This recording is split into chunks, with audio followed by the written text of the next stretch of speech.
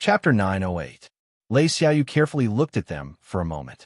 Then, she wrapped them up in velvet and put away the two puppets. She happily said, "Big brother Qinyu, thank you so much for today." Qinyu looked at her and smiled. "There's no need to thank me. Just consider it a little compensation for making you search for me for so long." Lei Xiaoyu blushed. Why did Qinyu mention this? It was a little embarrassing. As her fingers were intertwining, Qinyu suddenly called out to her. What is it, big brother Qin?" Qinyu said, "Xiaoyu, I hope that your future life will be as happy as it is now." Without waiting for Lei Xiaoyu to respond, he turned and faced the darkness. "I'm leaving. Send her home." After a brief silence, two figures emerged from the darkness. Their bodies were wrapped in black robes, as if they had melted into the night. At this time, the black-robed figures looked at Qinyu with shock in their eyes. This brat had already discovered them. Lei Xiaoyu's eyes widened. "Big brother Qin." Qinyu waved his hand and walked away. When Xiao Yaozong first invited him and he agreed, he had already made up his mind. Now, he had finally decided. The reason he didn't save Lei Xiaoyu was because the price was too great and Qinyu couldn't afford it. Although there were great waves in his heart, he could still calmly face them. But if he wanted to borrow Lei Xiaoyu's favorable impression to continue using her, this touched Qinyu's bottom line. He thought he could do it, but he discovered that he had overestimated himself. Since he couldn't do it, he might as well leave and look for other solutions. This was because every day was precious to him. "Big brother Qin, wait." With the sound of footsteps, Lei Xiaoyu caught up. Her face flushed red. "You want to leave Rock City?" Qinyu said, "All good things must come to an end in this world. Moreover, I'm only an ordinary guest of Rock City." Lei Xiaoyu bit her lips. She suddenly panicked. Once Qinyu left, she would never see him again. "Big brother Qin, am I your friend?" Qinyu was surprised. He nodded. "Of course. Then shouldn't friends help each other?" Lei Xiaoyu continued to ask. Qinyu hesitated for a moment. "What do you want to say?" Lei Xiaoyu said, "I know. There must be a reason why you appeared on your own initiative." She continued, "Big brother Qin, if there is anything you need my help with, please tell me." With just a few words, Qinyu knew that this was a smart girl. Meeting her eyes, Qinyu thought for a moment. If he said he didn't, then he would be deceiving himself and insulting her intelligence. "There were some problems at first, but now I've thought of a better solution." Lei Xiaoyu shook her head. "Big brother Qin, you're not telling the truth." She seemed to have thought of something. After a moment of silence, she said, "Big brother Qin, you are truly a good person. I know you don't want to use me, but if you are willing to stay, I will be very, very happy. The happiness you bring me is the best reward for me. Of course, if Big brother Qin feels that this reason isn't enough, then I'll add another one.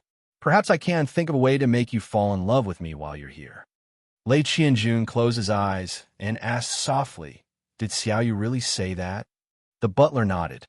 "Yes, I understand." Lei Qianjun tapped his fingers on the armrest and continued, "Tomorrow, bring him to the study. I want to see with my own eyes just how capable this boy that can move my daughter's heart is." The butler said, "In addition, I've already investigated the matter you asked me to investigate." The one who arranged this was Zhu Tianda's second son, Zhu Yuan. Lei Qianjun coldly sneered. "Humph! Not only are there many tigers and wolves in my rock city, but there are also many smart people at home. Go remind Zhu Tianda and have him think about what he should do. There must be a result within 3 days. As for the other little fellows that participated in this matter, all of them should go behind closed doors and reflect on their mistakes. In the future, without permission, don't come to the city lord's mansion again." The butler hesitated. "Master, because of her health, the young miss hasn't had many friends these years. If you do this, I'm afraid she will be sad." Lei Qianjun said, "Xiaoyu's friends have never considered her feelings." The butler said, "The young miss is very smart. Even if she was involved at the time, she should understand by now. It's best to let her choose what to do." The butler, who had always been cautious with his words and actions, had said enough today.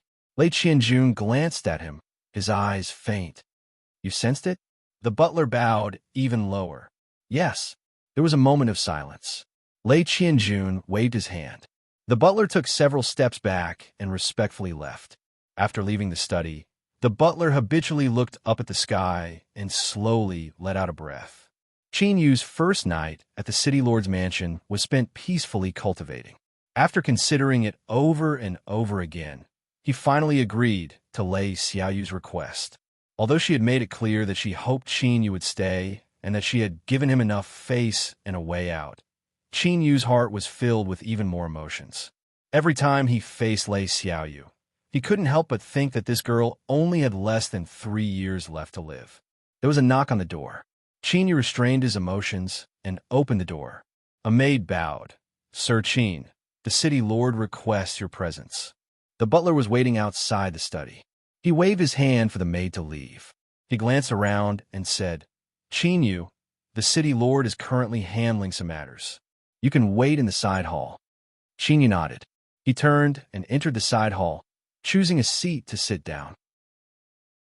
The massive rock city governed a territory of hundreds of thousands of miles. There were countless matters that needed to be handled every day. There were many people waiting in the side hall.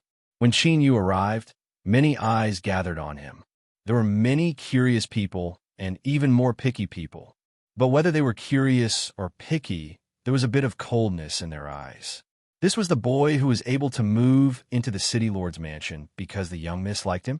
Those in high positions had no secrets. Last night, Lei Xiaoyu had brought Qin Yu back to the mansion. In a single night, this news had spread to everyone with the qualifications to know. And those that could come to this side hall and wait to be summoned by the city lord naturally had the qualifications to do so. Qin Yu had a calm expression. His eyes drooped down, blocking out all gazes. His heart was calm and tranquil. This performance left many people secretly surprised. They immediately felt a bit of appreciation, but most of them sneered inwardly. But no matter how they thought about it, no one would express their stance in this place. They all coldly watched from the sidelines. People walked in and out of the side hall. As others were observing Qin Yu, he was also observing them. Time slowly passed. Soon, the sun reached its zenith.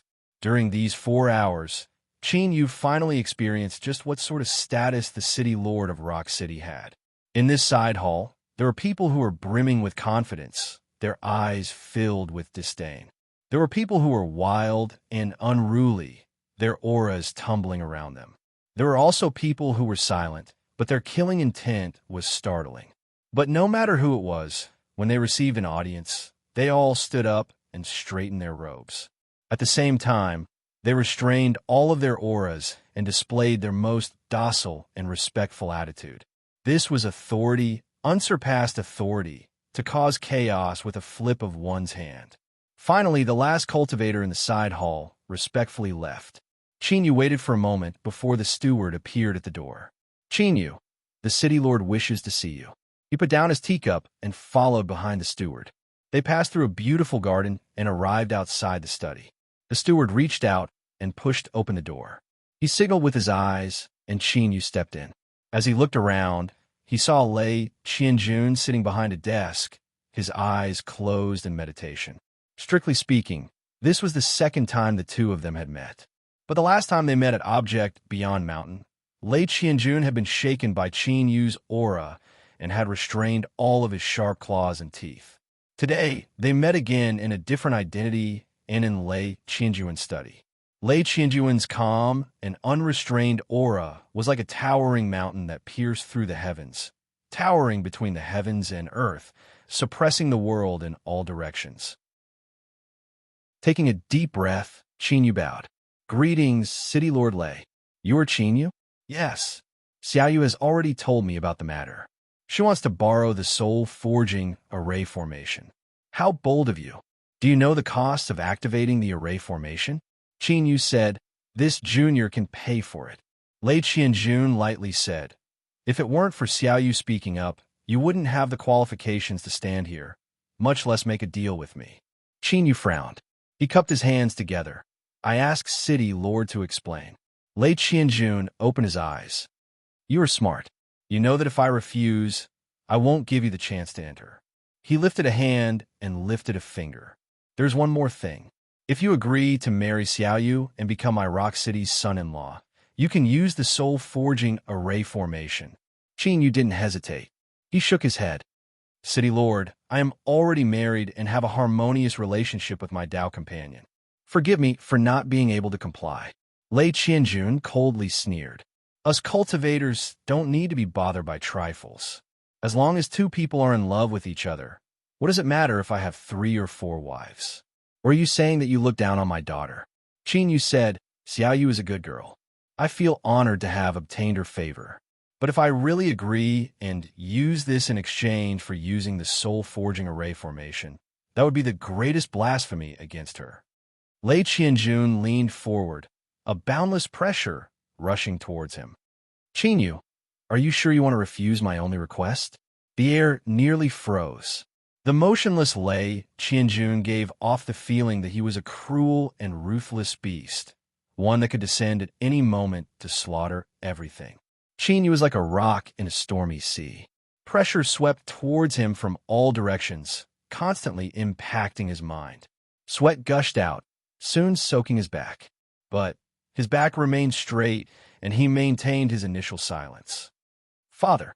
With a loud shout, a small door on the side of the desk was pushed open. The terrifying aura that filled the space instantly vanished. It was as if everything just now had been an illusion. Lei Xiaoyu's face flushed red. She loudly said, How could you treat Big Brother Qin like this? That's not what we agreed on. Lei Qianjun had a helpless expression. You are my precious daughter. I was afraid that you would suffer a loss, so I had to properly test you. This boy's character seems barely passable. Lei Xiaoyu stomped her feet in anger. She hatefully said, Then are you done testing now? Lei Qianjun chuckled and nodded. Lei Xiaoyu grabbed onto Qin Yu. Big Brother Qin, let's go. Qin Yu took 2 steps and stopped, indicating for Lei Xiaoyu to stop. He turned and cupped his hands together. City Lord, rest assured, I am grateful that I was able to use the soul-forging array formation today. If possible in the future, I will certainly repay you. Lei Qianjun waved his hand, not saying anything. Chapter 909. What do you think of this boy? The steward said, very calm and imposing. Lei Qianjun pointed at him. You're not speaking the truth. This boy is very proud, but more than pride, he is confident. He smiled. It's been many years since I've seen such an interesting boy. He was able to maintain his composure even under my pressure. Do you know what I felt from him at that moment? Calm. Although he looks like he's in a sorry state and his face is pale, there is no fear in the depths of his heart. It's as if he could escape unscathed, even if I were to attack him. This boy is interesting. The steward knew that the city lord admired Qin Yu after saying that he was interesting twice. He hesitated for a moment before asking, Then what about the matter you mentioned just now? Lei Qianjun shook his head. This boy has a backbone. Since I wasn't able to force him to bow his head today, I won't mention it again. Otherwise, he will definitely leave. I don't want Xiaoyu to be sad, so I'll let him be. The steward said, The eldest young master also applied to use the spirit-casting array some time ago, but you refused because the time wasn't right. I'm afraid the eldest young master will have other thoughts. Lei Qianjun lightly said, He is my son. It's fine if he has other thoughts, but before I die, he'd better endure it. The steward nodded. I understand. He sighed inwardly. The eldest young master's talent and temperament were above average, but it was a pity that he was born in the family of the city lord. This was another test. After obtaining Lei Qianjun's approval, the process of Qin Yu borrowing the soul-forging array formation was extremely smooth. What was even smoother was that this incomparably precious array formation, which Xiang Shui had described as a shocking expense, was actually constructed in Lei Xiaoyu's residence. No matter how one looked at it, this array formation was prepared for Lei Xiaoyu alone. As these thoughts swirled in his mind, Qin Yu followed behind Lei Xiaoyu and saw her easily open all sorts of restrictions. When they arrived outside the spirit-casting array and opened it, Qin Yu was certain. Lei Qianjun truly doted on this daughter of his to the extreme. Big Brother Qin, no disturbances are allowed during the use of the spirit-casting array. This jade slip contains all the control methods and seals for entering and exiting this place. Remember to memorize the technique and keep the jade slip safe. Remember not to lose it. After giving a few more instructions, Lei Xiaoyu left with a smile. Looking at her back, Qin Yu sighed inwardly. This was indeed an exceptionally intelligent girl. He took a deep breath and suppressed these thoughts. He probed the jade slip with his divine sense and took it back a moment later. He placed the jade slip in his chest pocket and stepped into the soul-forging array formation. On the ground, diamond-shaped dots of light lit up. Apart from these, there was nothing unusual. However, only after stepping into it did one understand the mysteries of this array formation. As he moved through it, the air was like a surging underground river, and countless torrents shook about wantonly. Every single step he took had to be careful and landed at the right place. Otherwise, he would be directly squeezed out, and even if he was a God Realm cultivator, he would suffer heavy injuries. According to the records in the jade slip, after walking for a while, Qin Yu finally stepped into the core of the array formation. All of the shaking strength immediately dissipated. Sitting down cross-legged, Xiao Chan could immediately sense strands of weak energy being drawn out of the void by the soul-forging formation and merging into his body. This strength. A trace of surprise appeared in Qin Yu's mind. But before he could think too much about it, the sun and moon force field in his soul space suddenly began to ripple. Although it wasn't violent, it was like a handful of sand being thrown into a lake. But the changes occurred in these seemingly ordinary and minute fluctuations. They were like holes that were suddenly opened up, connecting to an unknown land. Then, a powerful suction force was released from these holes, causing the soul-casting array to tremble even more intensely. The edge of the space was like a mirror, instantly filled with countless cracks. Then, pieces fell off, tumbling and disappearing, leaving behind only a pitch-black void. From this nothingness, a massive amount of strange strength surged out. Compared to before, the amount had increased by at least 10 times. Qin Yu didn't need to absorb it. As the sun and moon force field revolved, all of this strange strength was pulled in and directly fused into Qin Yu's body. At this moment, it wasn't just his soul. Every inch of Qin Yu's flesh and blood, every inch of his bones, was instinctively cheering in excitement. They were constantly becoming stronger. Although the extent was small, this sort of continuous and clear improvement was already an unimaginable miracle. Qin Yu didn't know why the soul-forging array formation was able to resonate with the sun and moon force field, but this was clearly better for him. After sensing it for a moment and determining that this sort of resonance wouldn't affect the soul-forging array formation, Qin Yu closed his eyes and absorbed it with all his might. The soul-forging array formation consumed an astonishing amount of energy. This wasn't just empty talk. Even with the background of the City Lord Mansion, it had taken them nearly 5 years to construct this array formation. Afterwards, in order to ensure that the soul-forging array formation could be smoothly used, Lei Qianjun ordered the formation of a special maintenance team. 3 array formation grandmasters and 27 auxiliary cultivators, for a total of 30 people, were responsible for the soul-forging array formation. When Qin Yu obtained Lei Qianjun's permission and obtained the qualifications to use the soul-forging array formation, the 30-person team had already prepared ahead of time and filled in all the materials they needed. Today, according to the reports, Lei Xiaoyu had brought Qin Yu to the location of the array formation. After a moment, the array formation opened and all the materials were used up. At the start, everything was normal, but after a short period of time, the 4 auxiliary cultivators responsible for observing and recording the array formation's data couldn't help but widen their eyes, inexplicably shocked. "Continue recording. I will go report to the Grandmaster." One of them turned and wildly ran away. Soon, the 3 cultivating Grandmasters gathered in front of a screen of light that projected data. As they looked at the array formation's energy reserves that were rapidly decreasing, they all had dignified expressions. Immediately fill in the materials and maintain the array formation's normal operation. Start the self-inspection. See if there are any accidents with the array formation. Start the backup energy reserves to prevent the array formation from being damaged due to insufficient supply. The 30-person team began to operate at full speed. An hour later, as the three grandmasters looked at the reports in their hands, they frowned. They looked at each other in dismay, all of them speechless. Everything was normal. That's right, this was the final conclusion.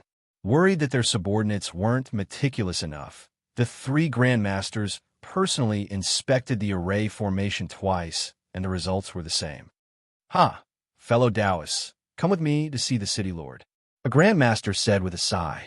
In the years since the spirit casting array was completed, the city lord's mansion had always treated them well.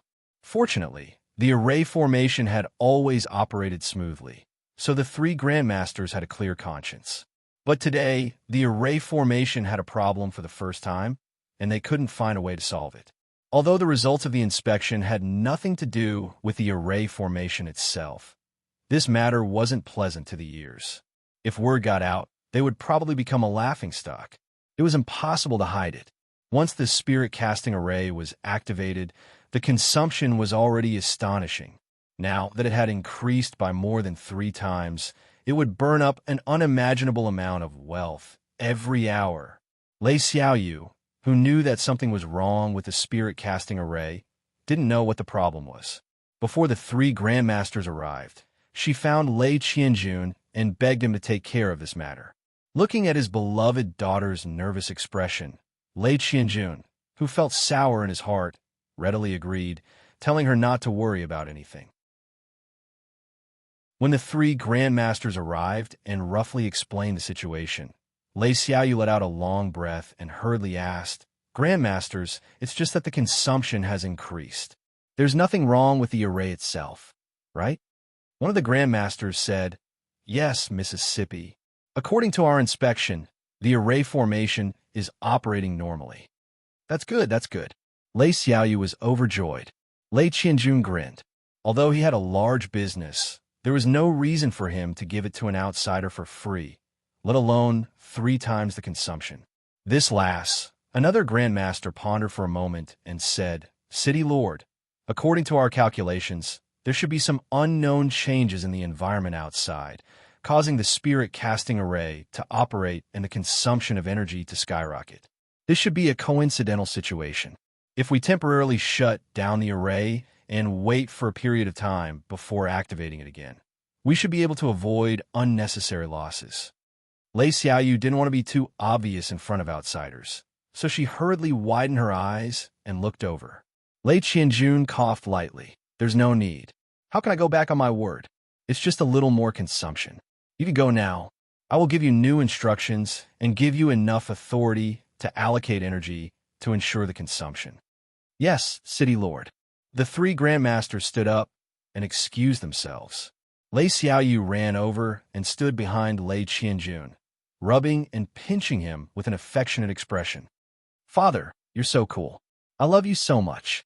Lei Qianjun coldly snorted. "I can't see what's so good about this stinky brat that he's worth you treating him like this."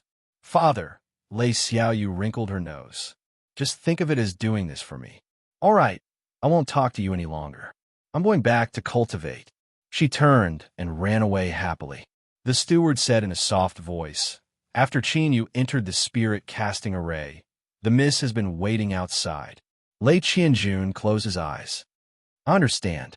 The sounds of smashing and smashing continued in the room for a long time. The maids and guards outside lowered their heads, wishing they could break their necks for fear that they would be angered. During this period of time, the eldest young master had been in a bad mood. But today, it was especially bad. Lei Jinyun's foot had smashed apart the gold cloudwood. He gasped for breath, nearly destroying the entire room. The anger in his heart burned brighter and brighter, his eyes faintly turning red. With a creaking sound, the door opened. Lei Jinyun turned and roared, "Who let you in? Get the hell out of here." The footsteps paused for a moment. Then a calm voice sounded out, "Issue a gag order. If anyone dares to leak what happened today, they will not be forgiven.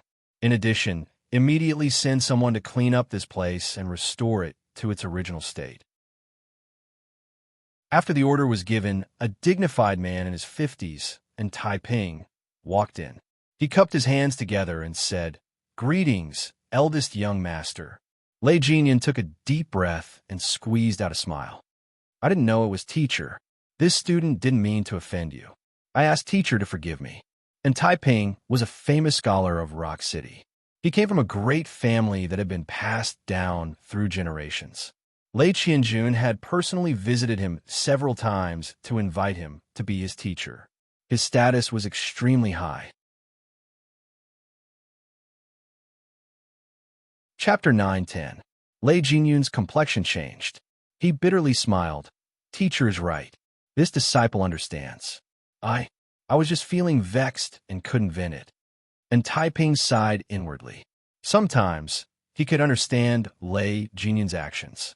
It was because the city lord's actions were too profound and difficult to grasp. As the eldest son of the first wife, Lei Jinyun's performance in all aspects was satisfactory. No matter how he looked at it, Lei Jinyun was the best candidate to inherit the throne in the future. Yet he was forced into a dilemma by a little girl. These past years, he had repeatedly made mistakes. Although it was rare for a woman to inherit the throne, it wasn't unprecedented. And the city lord's love for Lei Xiaoyu far surpassed imagination. One couldn't help but wonder, "Eldest young master, you should remember that your status is precious and you are the focus of everyone's attention. Your every action will be infinitely magnified and become evidence of the outside world's scrutiny. As long as you do your best, your future will be bright. After all, it is difficult for a mere woman to obtain the approval of everyone.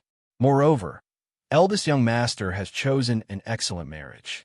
Your wife's family will help you, and they will not allow eldest young master's status to be challenged." Within Taiping's status and identity, he would always leave some leeway when expressing his stance. Today was the first time he had analyzed the situation so bluntly. Lei Jinyun revealed a grateful expression. "Teacher, I understand. This disciple will be careful and will not disappoint you." And Taiping shook his head.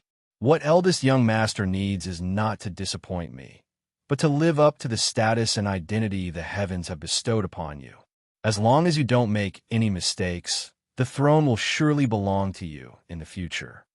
An hour later, and Taiping bid his farewells and left. Lei Jinyun's tumbling heart finally calmed down a little. But every time he thought about how his father had agreed to let an outsider use the soul-forging array formation, his heart couldn't help but twitch. He was also his own son, and the eldest son of the first wife. How could he not compare to a concubine woman?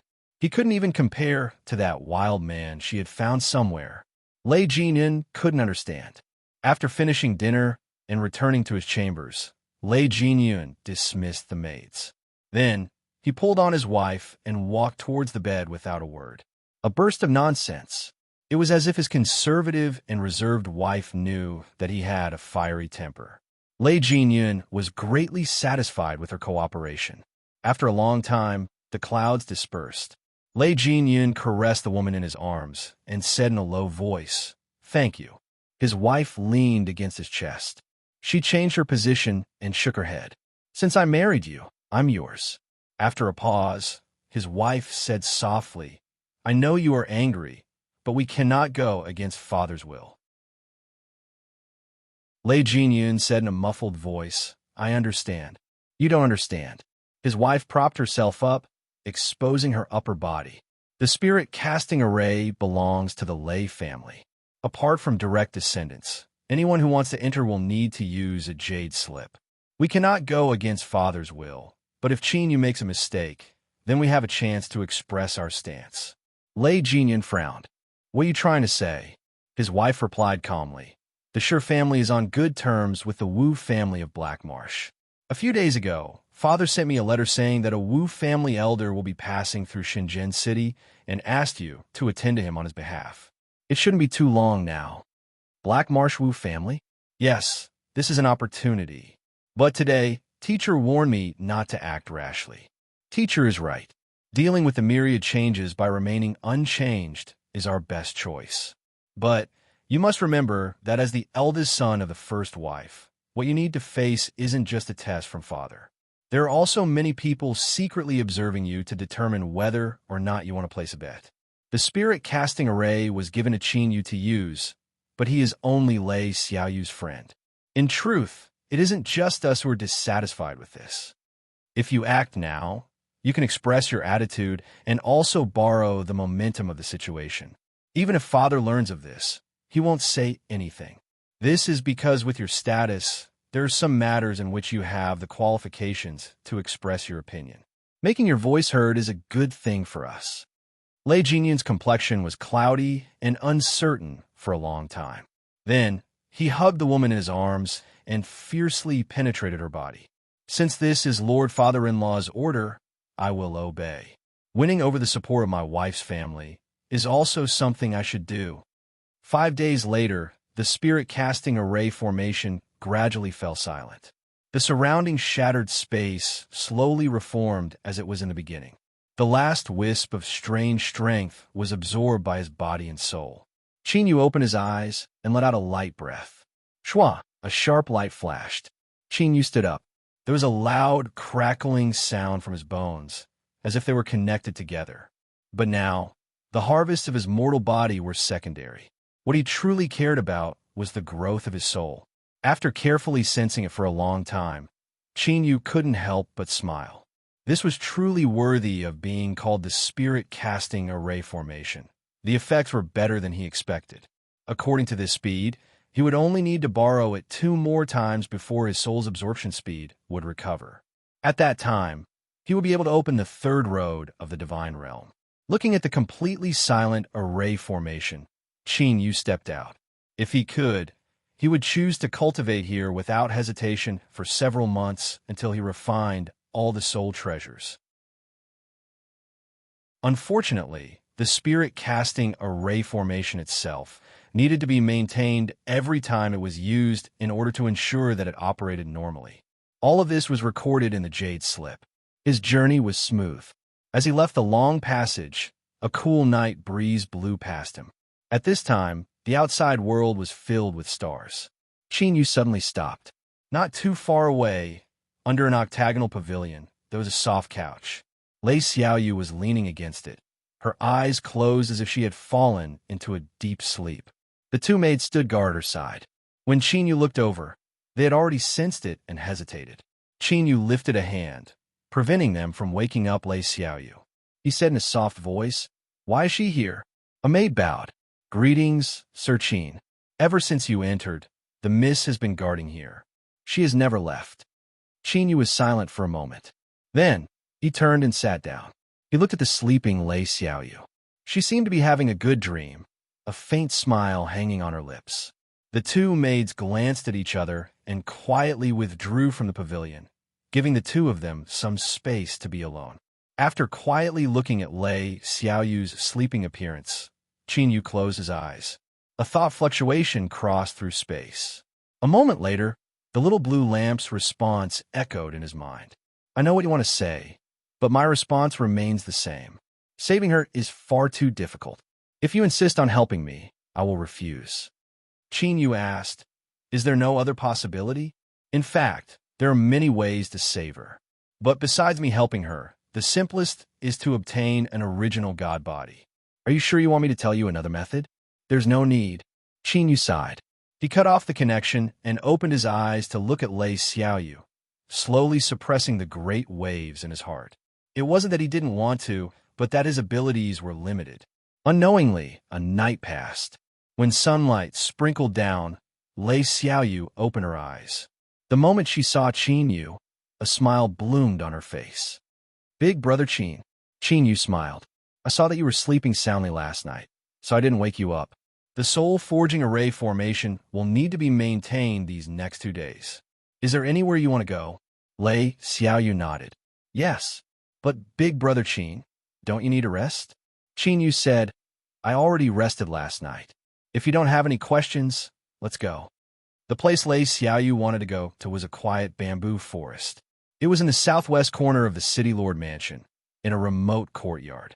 This courtyard was called the Bamboo Room. It was clean, but it couldn't hide the desolate atmosphere.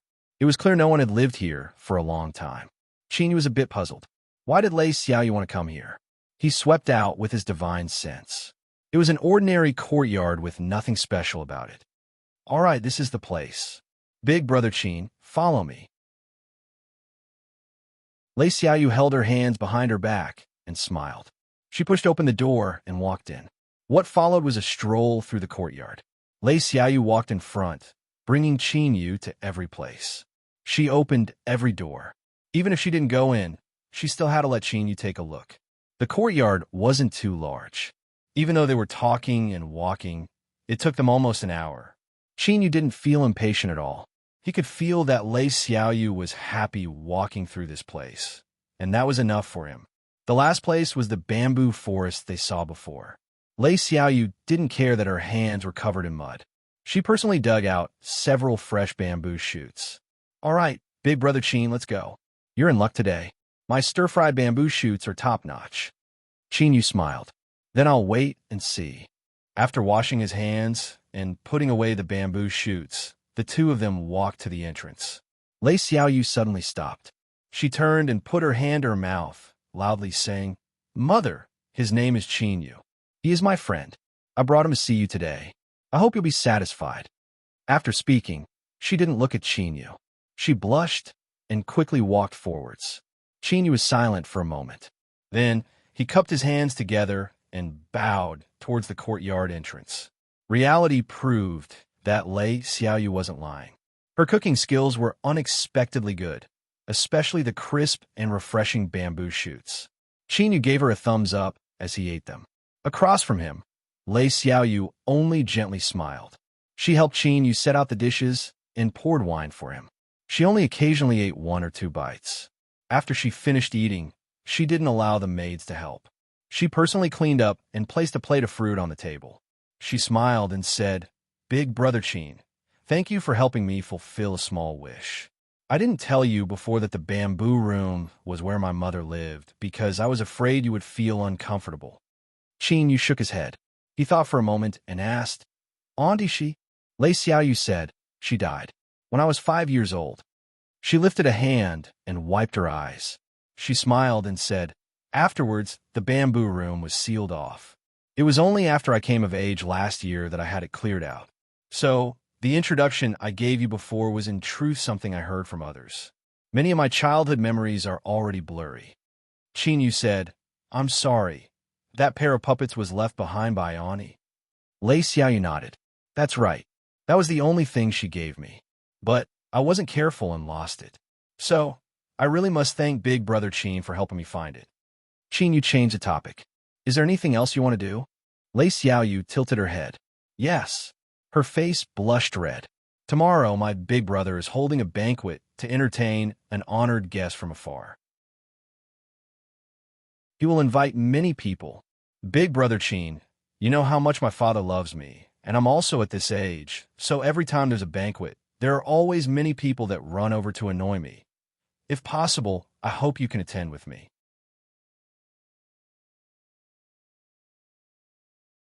Chapter 9:11. As it turned out, it wasn't easy to be a qualified shield. Seeing Lei Xiaoyu's eyes widen with excitement, Qingyu felt a moment of regret. Should he reconsider? Before he could think of a reason to decline, he was pulled away by Lei Xiaoyu. Then, Qingyu began an incomparably complex and torturous journey. There were a few times when he wanted to retreat, but he was defeated by Lei Xiaoyu's stare. In the end, he simply closed his eyes and did not look at her. His clothes were fine. It was an expressionless old woman. She reached out and measured Qinyu's body a few times. She whispered something to Lei Xiaoyu and then turned to look at Qingyu. The boots were also custom-made. Qingyu really couldn't stand this. He glared at the enchanting man who was trying to flatter his feet and measured the size himself. Originally, Qingyu thought that hairstyle design was the most complicated, but later he found that he was wrong. The real trouble was the bath. Qingyu could guarantee that in his life, he had never taken such a complicated bath before. From head to toe, it took him over half a day. If it were not for the guilt he felt, he would definitely have flipped out. It was only Lei Xiaoyu. If it were anyone else, he would definitely not entertain them. Chinyu had never felt a day pass so slowly before. He changed into the newly made boots and robes and hung up the accessories Lei Xiaoyu had prepared. As he stood in front of the mirror, he finally understood why some female cultivators would rather spend a great deal of time grooming themselves. At the very start, Chinyu was extremely handsome, but as his cultivation rose, he constantly adjusted himself to perfection. And most importantly, after he achieved the ancient, undying body, every move he made emitted an endless masculine charm. In addition, within his soul space, the existence of the sun and moon force field gave him the qualifications to transcend worldly matters. Even though this aura was hidden, it still caused his temperament to undergo a massive change. Originally, this aura was not very obvious, but after Lei Xiaoyu's torment, this aura was clearly magnified. Most importantly, it was confidence. Even if he was in Rock City, even if he had to face Lei Qianjun head-on, Chinyu was confident that he could escape unscathed. It was precisely because of this that his back was straight like a pine tree, and his gaze was steady and firm, causing his handsomeness to rise once more. All in all, he was so handsome. With a little more makeup, the young man in the mirror was simply too handsome. Chinyu subconsciously rubbed his chin. The eyes of the several maids beside him began to blur as their hearts flashed. Lei Xiaoyu gently bit her lips and mumbled, "If I had known this would happen, I wouldn't have made you look so pretty." Who knows who would attract more attention at the banquet? However, after some hesitation, she gave up on the idea of making Chinyu uglier. She thought to herself, "I'm Lei Xiaoyu. Would anyone dare to snatch a man from me in my house?" Lei Jinyun's banquet was held as scheduled. The status of the eldest son of the first wife was high enough to use the resources of the city lord's mansion. Whether it was the venue or the scale, it was first class. All the invited guests had dressed up early to express their respect to the eldest son of the first wife. Of course, there were many people amongst them that didn't only have this single thought. For example, the few young geniuses that were gathered within the hall and were chatting happily. It was not flattery. The few young people who were qualified to be invited to the banquet today were true dragons and phoenixes among men. Regardless of birth, background, aptitude, or character, they were all outstanding.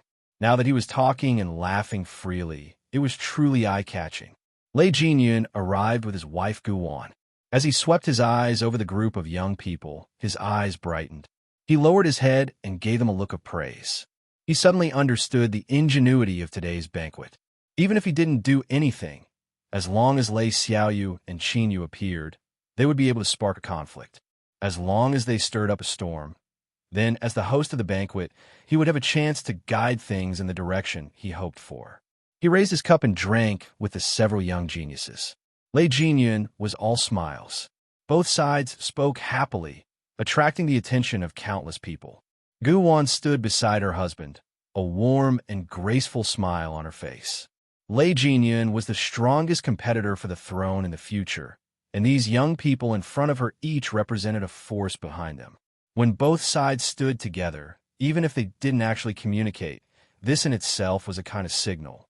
And this signal would certainly be released through today's banquet. After it was magnified, it would be known by all those who were interested. Then, this would imperceptibly increase Lei Jinyun's status and weight. This was also a general trend that could be borrowed. Of course, this was only the beginning. Today's true climax had yet to arrive. She would help Lei Jinyun officially establish his position. But what happened next proved that the climax of today's banquet would arrive much earlier than the hostess had expected. When Lei Xiaoyu and Chinyu appeared at the entrance to the grand hall, all eyes that fell on them froze for a moment. Chinyu's heaven-shatteringly handsome appearance had already been mentioned before. It was inevitable that the eyes of all the female cultivators in the grand hall brightened. But what was even more attractive was Lei Xiaoyu. She was beautiful to begin with, and now that she had put in a great deal of effort, she was as dazzling as a pearl. In particular, she wore a long dress that was mainly red. It was exquisitely cut and decorated, accentuating her incomparably noble temperament. There was even a faint hint of happiness in her. That's right, happiness. Her gaze then fell on Chinyu. He was wearing a black robe decorated with silver cloud patterns, and his aura was unexpectedly compatible with Lei Xiaoyu's. Even though there was some distance between the two of them, anyone who wasn't blind would know that they were a pair. The young geniuses gathered together, speaking calmly and naturally. All of them frowned.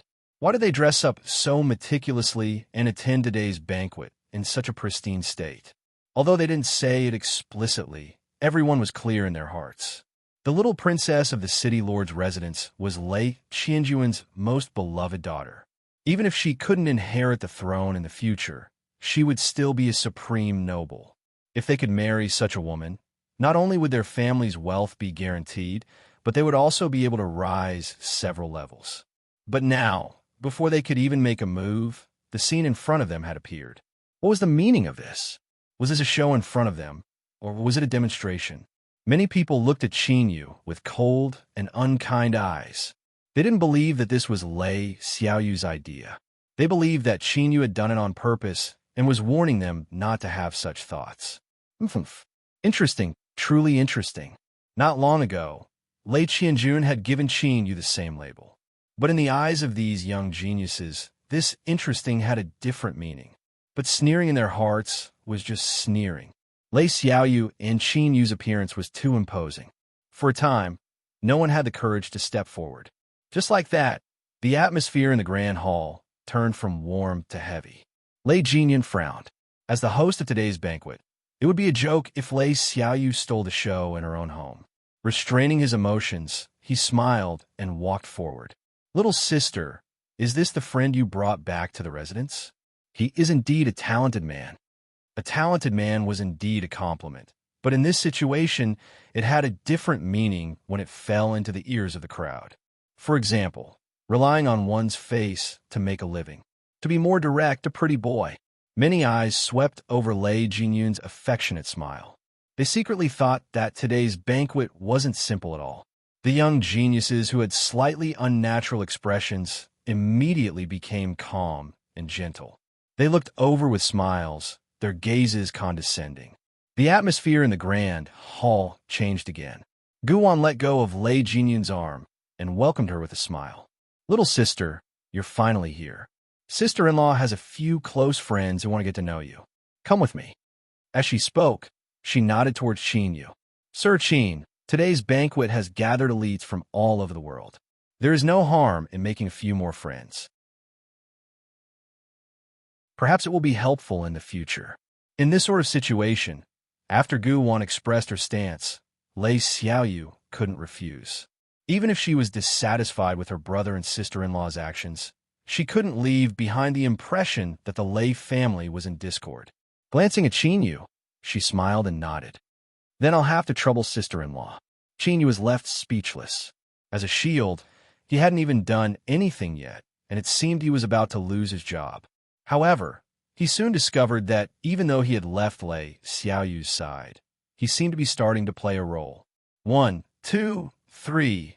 From all directions, there were hidden gazes looking at him. There were many curious ones and several female cultivators who were sizing him up with anger. However, the ones with the most power were obviously the few young men who had gathered together. They were all good-looking and well-mannered. Were these the people that Lei Xiaoyu had been talking about? The ones that always annoyed her at banquets? They seemed quite good. No one imagined that at this time, Chinyu was actually in the mood to criticize others. If he wanted to deal with someone, he didn't need to directly target them. Sometimes, ignoring them was the most powerful slap to the face. This was especially true in such a lively banquet venue. Thus, when Lei Xiaoyu was brought along by Gu Wan and caught up in the flattery of a group of women, the gazes that glanced at Chinyu began to withdraw and resumed their previous conversations. Even in the grand hall, there were several young ladies that were usually bold and unconstrained. Although they were very interested in Chinyu and didn't mind learning more about him, they still wisely chose to maintain their silence. Of those that had the qualifications to stand here, there was no one without brains. They all had the ability to control themselves. Thus, Chinyu became a transparent person. As he stood in the lively and luxurious banquet hall, he seemed completely out of tune with everything around him. In truth, Qin Yu really didn't care about any of this. Because of his disguise, he had already wasted an entire day. Now he was happy to have some peace and quiet so that he could think about some problems related to cultivation. So, he took a cup of wine and found a seat in a corner of the hall. Like this, he sat down in silence. After thinking for a while, he would frown if there was anything that didn't go through his mind. Then, he would raise his cup and take a sip. Qin Yu's mind didn't scatter. But, as the scene fell into the eyes of those around him, there was a different meaning to it. Many people looked at each other, a thoughtful look in their eyes. But some people had already reacted. Although they were giving Qin Yu the cold shoulder, this boy wasn't much to begin with. But he had been brought here by Lei Xiaoyu. To give him the cold shoulder was the same as sweeping away Lei Xiaoyu's face. Although everyone believed that Lei Jinyun had the highest chance of inheriting the throne, nothing was absolute. It was better to be cautious. Why would they offend Lei Xiaoyu over some minor matter? But before they could act, Lei Xiaoyu coldly interrupted a woman in front of her. Sorry, excuse me. Ignoring Gu Wan's frozen expression, she turned and returned to Qin Yu's side, an apologetic look in her eyes. She said in a low voice, Big brother Qin, this banquet is very boring. Let's go first. Qin Yu looked up at her. Xiaoyu, what did you say? Lei Xiaoyu discovered that Qin Yu really hadn't heard her clearly. A strange expression crossed her face. Big brother Qin, what are you doing? Qin Yu stood up. I'm thinking about some problems related to cultivation. To tell the truth, I'm not used to today's occasion. Well, it's just a waste of time. After enduring for a while, he still said what was on his mind. Lei Xiaoyu didn't know whether to laugh or to cry. Everyone at the banquet was staring at her. She couldn't stand it any longer. But the result was that Qin Yu was thinking about cultivation alone. From start to finish, it seemed that he hadn't been paying attention at all. Although the situation wasn't right, she still couldn't help but smile. She thought that this was truly her big brother Qin. If these people knew, wouldn't they vomit blood from depression? What is it? No. Hearing Qin Yu's words, she really wanted to laugh. Lei Xiaoyu struggled to hold it in. She said, I think it's very boring. How about we leave first? Qin Yu didn't have any objections. Let's go. The two of them turned and walked away. Lei Jinyun was in a difficult situation. Anyone who saw Lei Xiaoyu's actions would know that she was expressing her dissatisfaction. She wasn't giving her big brother any face at all. If he let these two leave like this, then losing face was inevitable. All of his preparations today would have been meaningless. Xiaoyu.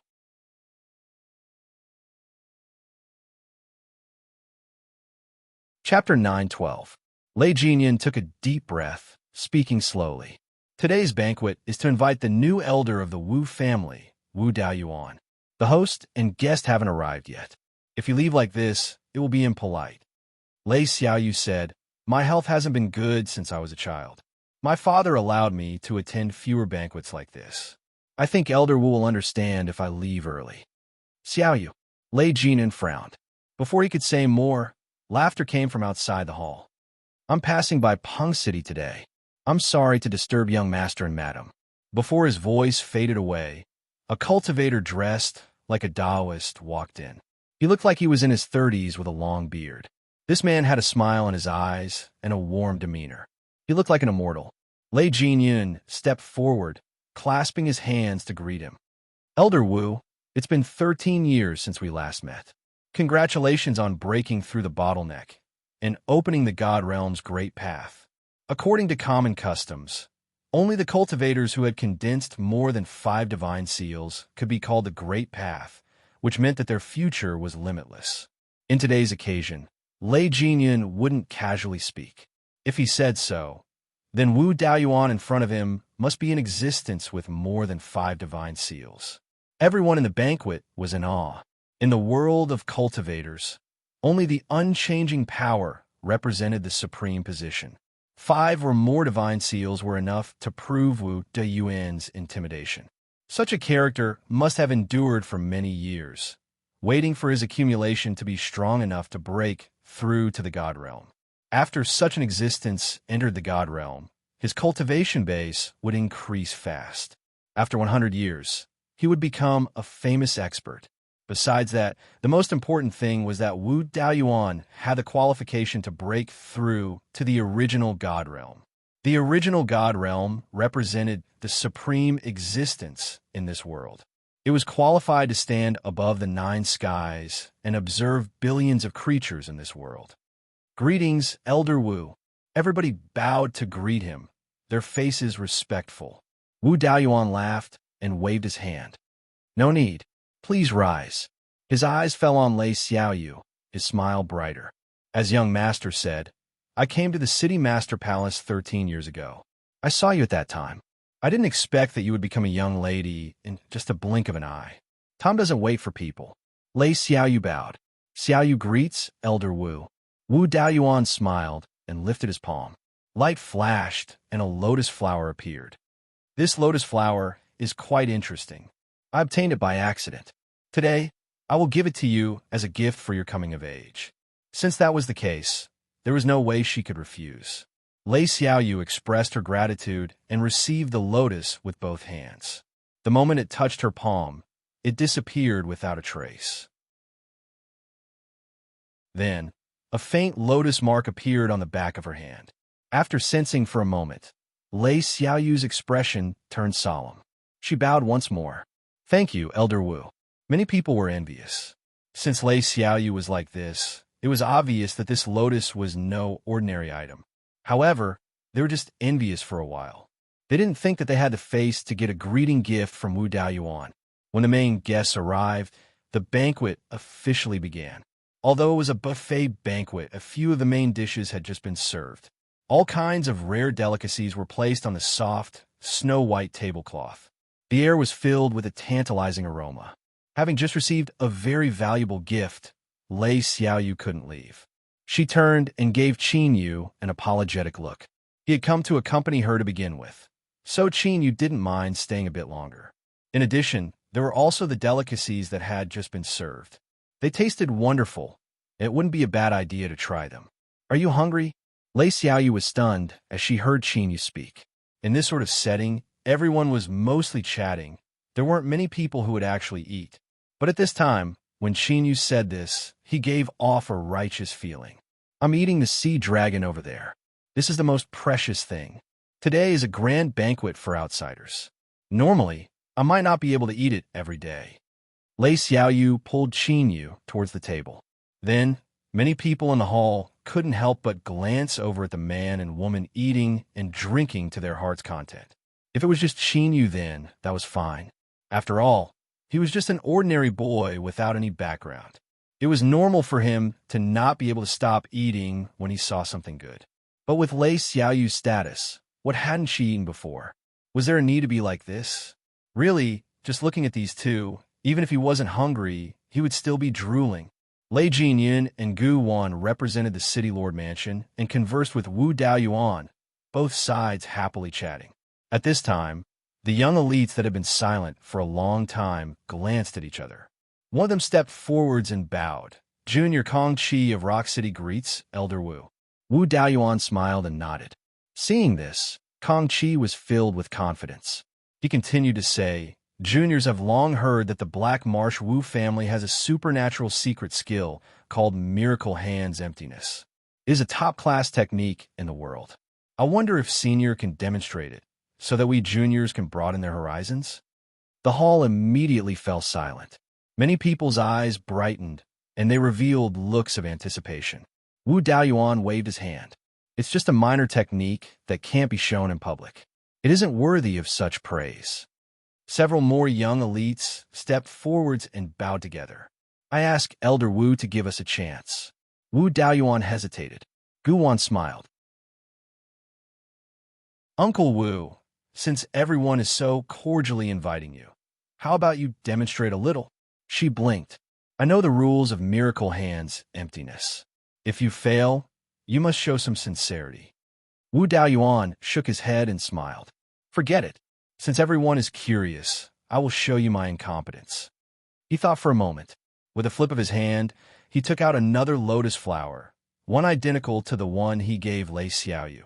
I happened to obtain a strange treasure not long ago. 2 lotus flowers can be used as supplementary items. They aren't bad toys, so I'll use them to liven things up. At this point, Wu Daoyuan glanced at Lei Xiaoyu and said with a smile, "There's one thing that I would like to remind everyone out of friendship. The two lotuses in my hands can be fused, and the effect will be even better." With his eyesight, he only needed a few glances to roughly guess the situation in the hall. These words clearly had a hidden meaning. Many people's eyes brightened. When Wu Daoyuan took out the lotus flower, they already thought that if they could obtain it, they would have the same mark as Lei Xiaoyu. But now, only an idiot would use it themselves. If they were lucky enough to win, they would immediately give it to Lei Xiaoyu and take the chance to express their sincerity. At the very least, they would be able to leave a good impression that could be used in the future. Wu Daoyuan walked to the center of the hall. The crowd automatically spread out and formed a circle. He smiled. "Who wants to be the first? I was the one who suggested this first, so of course I won't give way." Kang Chi cupped his hands and stepped into the field. Wu Daoyuan said, "Little friend, do you know the rules?" Kang Chi said respectfully, "Everyone in the world knows about miraculous hand emptiness. I've heard the elders in my family mention it. Elder Wu, you may begin." Wu Daoyuan nodded. With a flick of his sleeve, he took out an incense burner with a hair-thin stick of sandalwood burning at a visible speed. "To ensure fairness, I will set a limit. Whoever can last until the sandalwood burns out will be the winner." As he finished speaking, he lifted his hand and a strange scene appeared. There was no trace of aura, but the area below his forearm suddenly disappeared as if he had entered an invisible passage. On the other side, Kang Chi growled as if he was facing a great enemy. His aura erupted, causing the air to explode. Fortunately, he had compressed all his energy into a circle around him. Otherwise, the banquet would be ruined. "Good. After not seeing you for some time, Brother Kang's cultivation has improved yet again. It looks like fellow Taoist Kang's road to the divinity realm will soon be opened. Humph. I think Kang Chi has already opened his road to the divinity realm. He's just suppressing it so he can't make a breakthrough. This boy has truly hidden himself deeply. I fear he has already made up his mind to amaze the world with a single brilliant feat today." With loud shouts, everyone's eyes focused on Kang Chi. Soon, before the sandalwood had burned down more than half, Wu Daoyuan drew back his hand. A jade pendant appeared between his fingers. "Little friend Kang, thank you for letting me win." Kang Chi's eyes widened in disbelief. Although he didn't speak, everyone already knew the result. Bang! There were loud shouts in the hall. Although they had heard of the Wu family's miraculous hand emptiness, it was only today that they realized he was even more mysterious and unfathomable than the rumors made him out to be. They could clearly see that from start to finish, Kang Chi hadn't sensed anything strange at all, if he hadn't taken something, but had instead attacked someone. Thinking of this, many people felt a chill crawl down their backs. Qingyu paused eating. He raised an eyebrow. "This is Miracle Hand Kleptomaniac?" Lei Xiaoyu lowered her voice. "The Wu family of the Black Swamp. Their ancestors were famous bandits. They used to run away from an original God Realm warrior. Later, in order to pass on the family's legacy, the Wu family's ancestor made a solemn vow that he would never take the initiative to attack any forces in the world. The family's disciples relied on a divine skill called the miraculous empty hands to search for secret realms and ruins in the world. It could be said that their wealth was comparable to that of a country. Back then, it was precisely because my father wanted to decipher an ancient domain that he befriended the Wu clan of the Black Marsh. In any case, they have a wide circle of acquaintances, and no one would dare to offend them." Lei Xiaoyu swallowed her following words. But Qingyu knew just what sort of influence his head had been kicked by a donkey to provoke this Wu family, whose ancestors were all great thieves. As the saying goes, one should not be afraid of a thief stealing from them, but one should be afraid of a thief remembering them. If the Wu clan of the Black Marsh were to really remember them, not many people would be able to sleep well at night. Kang Chi smiled bitterly and bowed. "Thank you for showing mercy, Elder Wu." As he spoke, he retreated into the crowd. Wu Daoyuan smiled. "I cannot make an exception to the rules of my family." As he spoke, He put away the jade pendant. Kong Chi's defeat was within everyone's expectations. If he couldn't even deal with a junior that hadn't even reached the divinity realm, then how could miraculous empty hands have his current reputation? What truly startled them was that Wu Daoyuan had attacked too quickly. It had only been several breaths of time, and Kong Chi hadn't even sensed it.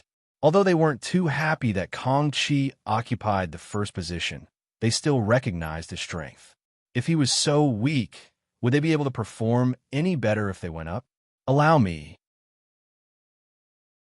A youth stepped onto the stage and cupped his hands together. I am Rock City's Miao Chiyu. Greetings, Elder Wu. Many people were startled. They looked at the stage with rapt attention. It was clear that this Miao Chiyu had some fame. But unfortunately, facing Wu Daoyuan's miraculous empty hands, he was only able to last 2 breaths of time longer than Kong Chi. Elder Wu's divine skill truly leaves this junior in awe. Miao Chiyu cupped his hands together and bowed. He turned and walked back into the crowd.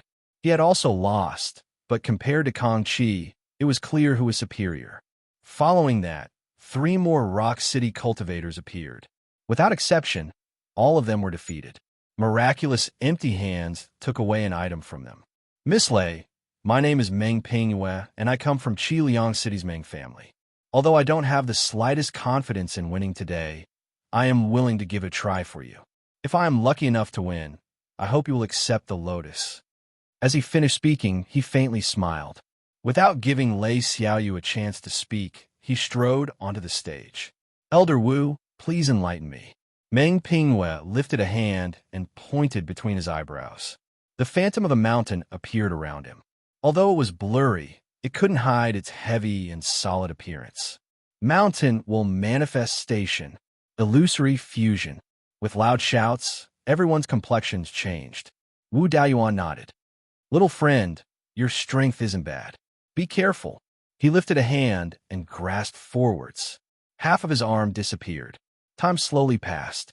Everyone could clearly see the phantom of the mountain around Meng Pingyue. It was like the surface of a lake that was being blown about by a cool breeze, causing ripples to appear. Half of the sandalwood incense had burned, more than half. Almost gone. Meng Pingyue's eyes lit up with joy. But at this time, Wu Daoyuan faintly smiled. Pa! With a light sound, the phantom of the mountain dissipated. A yellow stone lay quietly between Wu Daoyuan's fingers. Elder Wu's methods have left this junior in awe. Meng Pingyue bowed. He turned and wryly smiled. Miss Lei, I have disappointed you. I am truly sorry. But as you have seen today, I am willing to do anything for you. Even if I cannot do it, I am willing to give it my all. This boy's ability to say sweet nothings was much stronger than his cultivation. Wu Daoyuan faintly smiled. He decided to end things here today. But at this time, his eyebrows furrowed together. Lei Jinyun's heart tightened.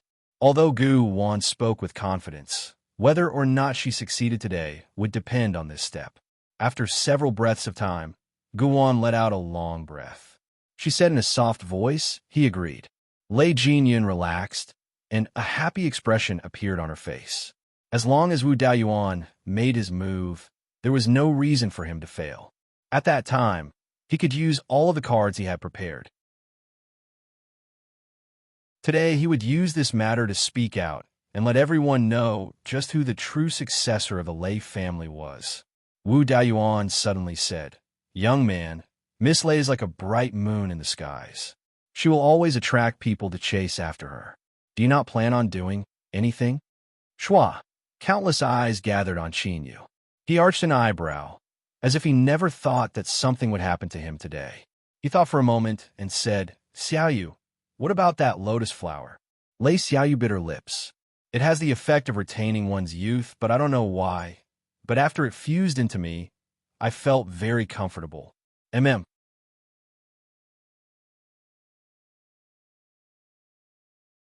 Chapter 9:13.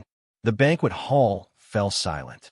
The two of them didn't conceal their conversation, so everyone could hear it clearly. Then I'll help you get it. Hiss, this Qinyu, what big words. Just who did he think he was, and what sort of existence would he be facing? And most importantly, with such a casual attitude. Didn't that mean that everyone who tried before was trash? How could this be tolerated? Meng Pingyue's eyebrows rose up. He clapped his hands, his face full of praise. You are truly worthy of being someone that Miss Lei favors. Fellow Taoist Qin is truly bold. We will open our eyes wide and watch as fellow Taoist wins. Kong Chi bit his cheeks. Brother Meng's words seemed to lack confidence in fellow Taoist Qin. I do not doubt Miss Lei's judgment. How could someone she favors possibly fail?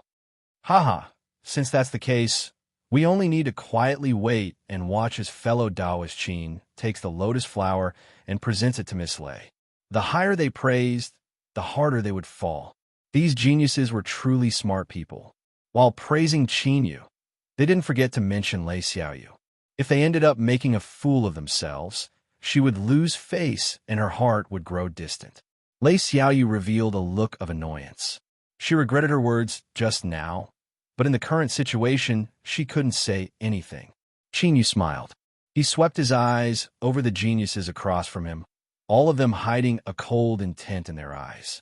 He lightly said, "Then open your eyes wide and watch." Whoosh! Wasn't this a public slap in the face? Even someone as shrewd as Meng Pingyue's complexion changed. No matter how talented they were still youths. Their backgrounds, their talent, and their current achievements made them incomparably proud and arrogant. When had they ever been ridiculed in front of their faces? But at this time, no one said anything. In front of the truth, any words were useless. If this Qin Yu could really obtain the lotus flower, then there was nothing to say about his inferior skills. But if it was just his mouth, did he really think that the word disaster comes from the mouth were only used to scare people? As for whether or not Qin Yu would win, what he faced now was a Black Marsh Wu family elder who had already broken into the divine realm. He was an absolute powerhouse that had condensed at least 5 divine seals. If he used his divine hand's emptiness, perhaps no one in the divine realm would be able to stop him. Although most of them knew that Qin Yu had forced the treasure guard to lower his head and hand over the puppet, none of them believed that he could create another miracle today. After all, the guardian of the treasure might seem mysterious to ordinary people, but it was nothing in their eyes. How could it be compared to the Black Marsh Wu family elder? Wu Daoyuan's eyes fell on Qin Yu, a hint of appreciation in them. Disregarding everything else, just this calm and confident demeanor was rare amongst the younger generation. This brat's temperament was somewhat to his liking. How could a person who had painstakingly suppressed his cultivation, accumulated his foundation, and condensed the glory of 5 divine seals be as gentle and polite as he appeared? Wu Daoyuan's chest was filled with pride, but he disdained to show it in front of a group of juniors. What a pity. I hope that today's matter won't deal too much of a blow to him. Inwardly shaking his head, Wu Daoyuan's eyes flashed with a bit more helplessness and sympathy before he composed himself. Little friend Qin Yu, I am going to attack. Qin Yu cupped his hands together. Elder Wu, please. He lit a new stick of sandalwood and thrust his hand forwards. Without any fluctuations in the air, half of Wu Daoyuan's arm vanished from sight. The grand hall was silent. As time passed, many sneers and mocking gazes began to reveal surprise and doubt. To be able to last until now, Qin Yu's strength had surpassed their expectations. Half of the sandalwood had burned, more than half, and it seemed that it would soon reach the end. Meng Pingyue sneered inwardly. He had also reached this step before, but the more he did so, the more he could feel the disparity between them. As long as Wu Daoyuan was just a little bit serious, he could easily break through his defenses. Wu Daoyuan revealed a look of praise. Little friend Qin Yu's defensive path is incomparably mysterious. It can completely block out all internal and external energy, leaving me with nowhere to attack. If you and I were the same boundary, I fear I would have to expend a great deal of effort. But now that I am of the deity realm, I can be considered the strong bullying the weak. He deliberately said these words for everyone to hear. Even if Qin Yu was defeated, he would still lose with dignity. This was because Wu Daoyuan had admitted that he had the advantage in cultivation and was bullying the weak. Lei Xiaoyu relaxed. With these words as the foundation, even if Qin Yu lost, his performance would still be the best out of everyone present. Even if some people were dissatisfied and wanted to jump out to cause trouble, they wouldn't be able to do so in a righteous manner. It would be much easier to deal with the situation. That's right. Even Lei Xiaoyu thought the same as everyone else at the banquet. She simply didn't think Qin Yu could win, because the disparity between the two sides was far too great. One was a newly promoted elder of the Wu family who had formed 5 divine seals, and the other was an unknown junior that hadn't yet stepped into the deity realm. There was simply no way to compare them. But the truth was that Qin Yu's defense was relaxed, truly relaxed. The sun and moon force fields spread out slightly, covering his entire body. It seemed like a thin layer of defense that wasn't too formidable, but only by smashing into it would one know just how hard it was. In truth, Qin Yu didn't know either. But thinking about it, it would be easy for Wu Daoyuan to be beaten black and blue. However, Wu Daoyuan had said those words just now. Qin Yu thought about it and decided to let him go. Moreover, he was just a little cultivator that hadn't even broken into the deity realm. If he were to throw Wu Daoyuan to the ground in front of everyone, that would inevitably arouse attention. Although he wasn't afraid of it, it was best to avoid trouble. In the eyes of others, this incomparably mysterious and untraceable miraculous hand had no way to hide from Qin Yu's senses. He could clearly feel that the strength of his breakthrough had increased by several times. With a thought, a gap appeared in the sun and moon force field around him, just enough for this miraculous hand to pass through across from him. Wu Daoyuan smiled. Just as he was about to take back his hand, his complexion suddenly changed. His casual gaze turned dignified as he swept his eyes over Qin Yu's face. He had failed. No, it wasn't a simple failure. Rather, after breaking through the defense, he had instantly lost his senses. Let alone encountering such a situation, even the entire Wu family had never heard of such a thing. Just what sort of method was this? As Wu Daoyuan was secretly startled, Qin Yu also couldn't help but be surprised. When he cut off Wu Daoyuan's miraculous hand, he knew that it contained the strength of Wu Daoyuan's divine sense. Now that it had been swallowed up, the taste was no better than being cut by a knife. Yet, he didn't have any reaction at all. Just what sort of reasoning was this? The two of them silently looked at each other. But the audience was left panicking. The sandalwood incense was about to burn out, so why hadn't they done anything? If they continued to stare at each other in silence, it would be too late. Just as they were scratching at their hearts, Wu Daoyuan let out a deep breath and drew back his hand. His palm was empty. Little friend Qin Yu's methods are amazing. I admit defeat, so this lotus flower is yours. As he spoke, he took out the lotus flower and flicked his sleeves, delivering it to Qin Yu. The entire banquet hall was suddenly paused.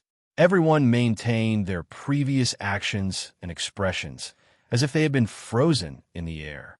With a light cracking sound, a crack appeared in the wine cup in Lei Jinyan's hand.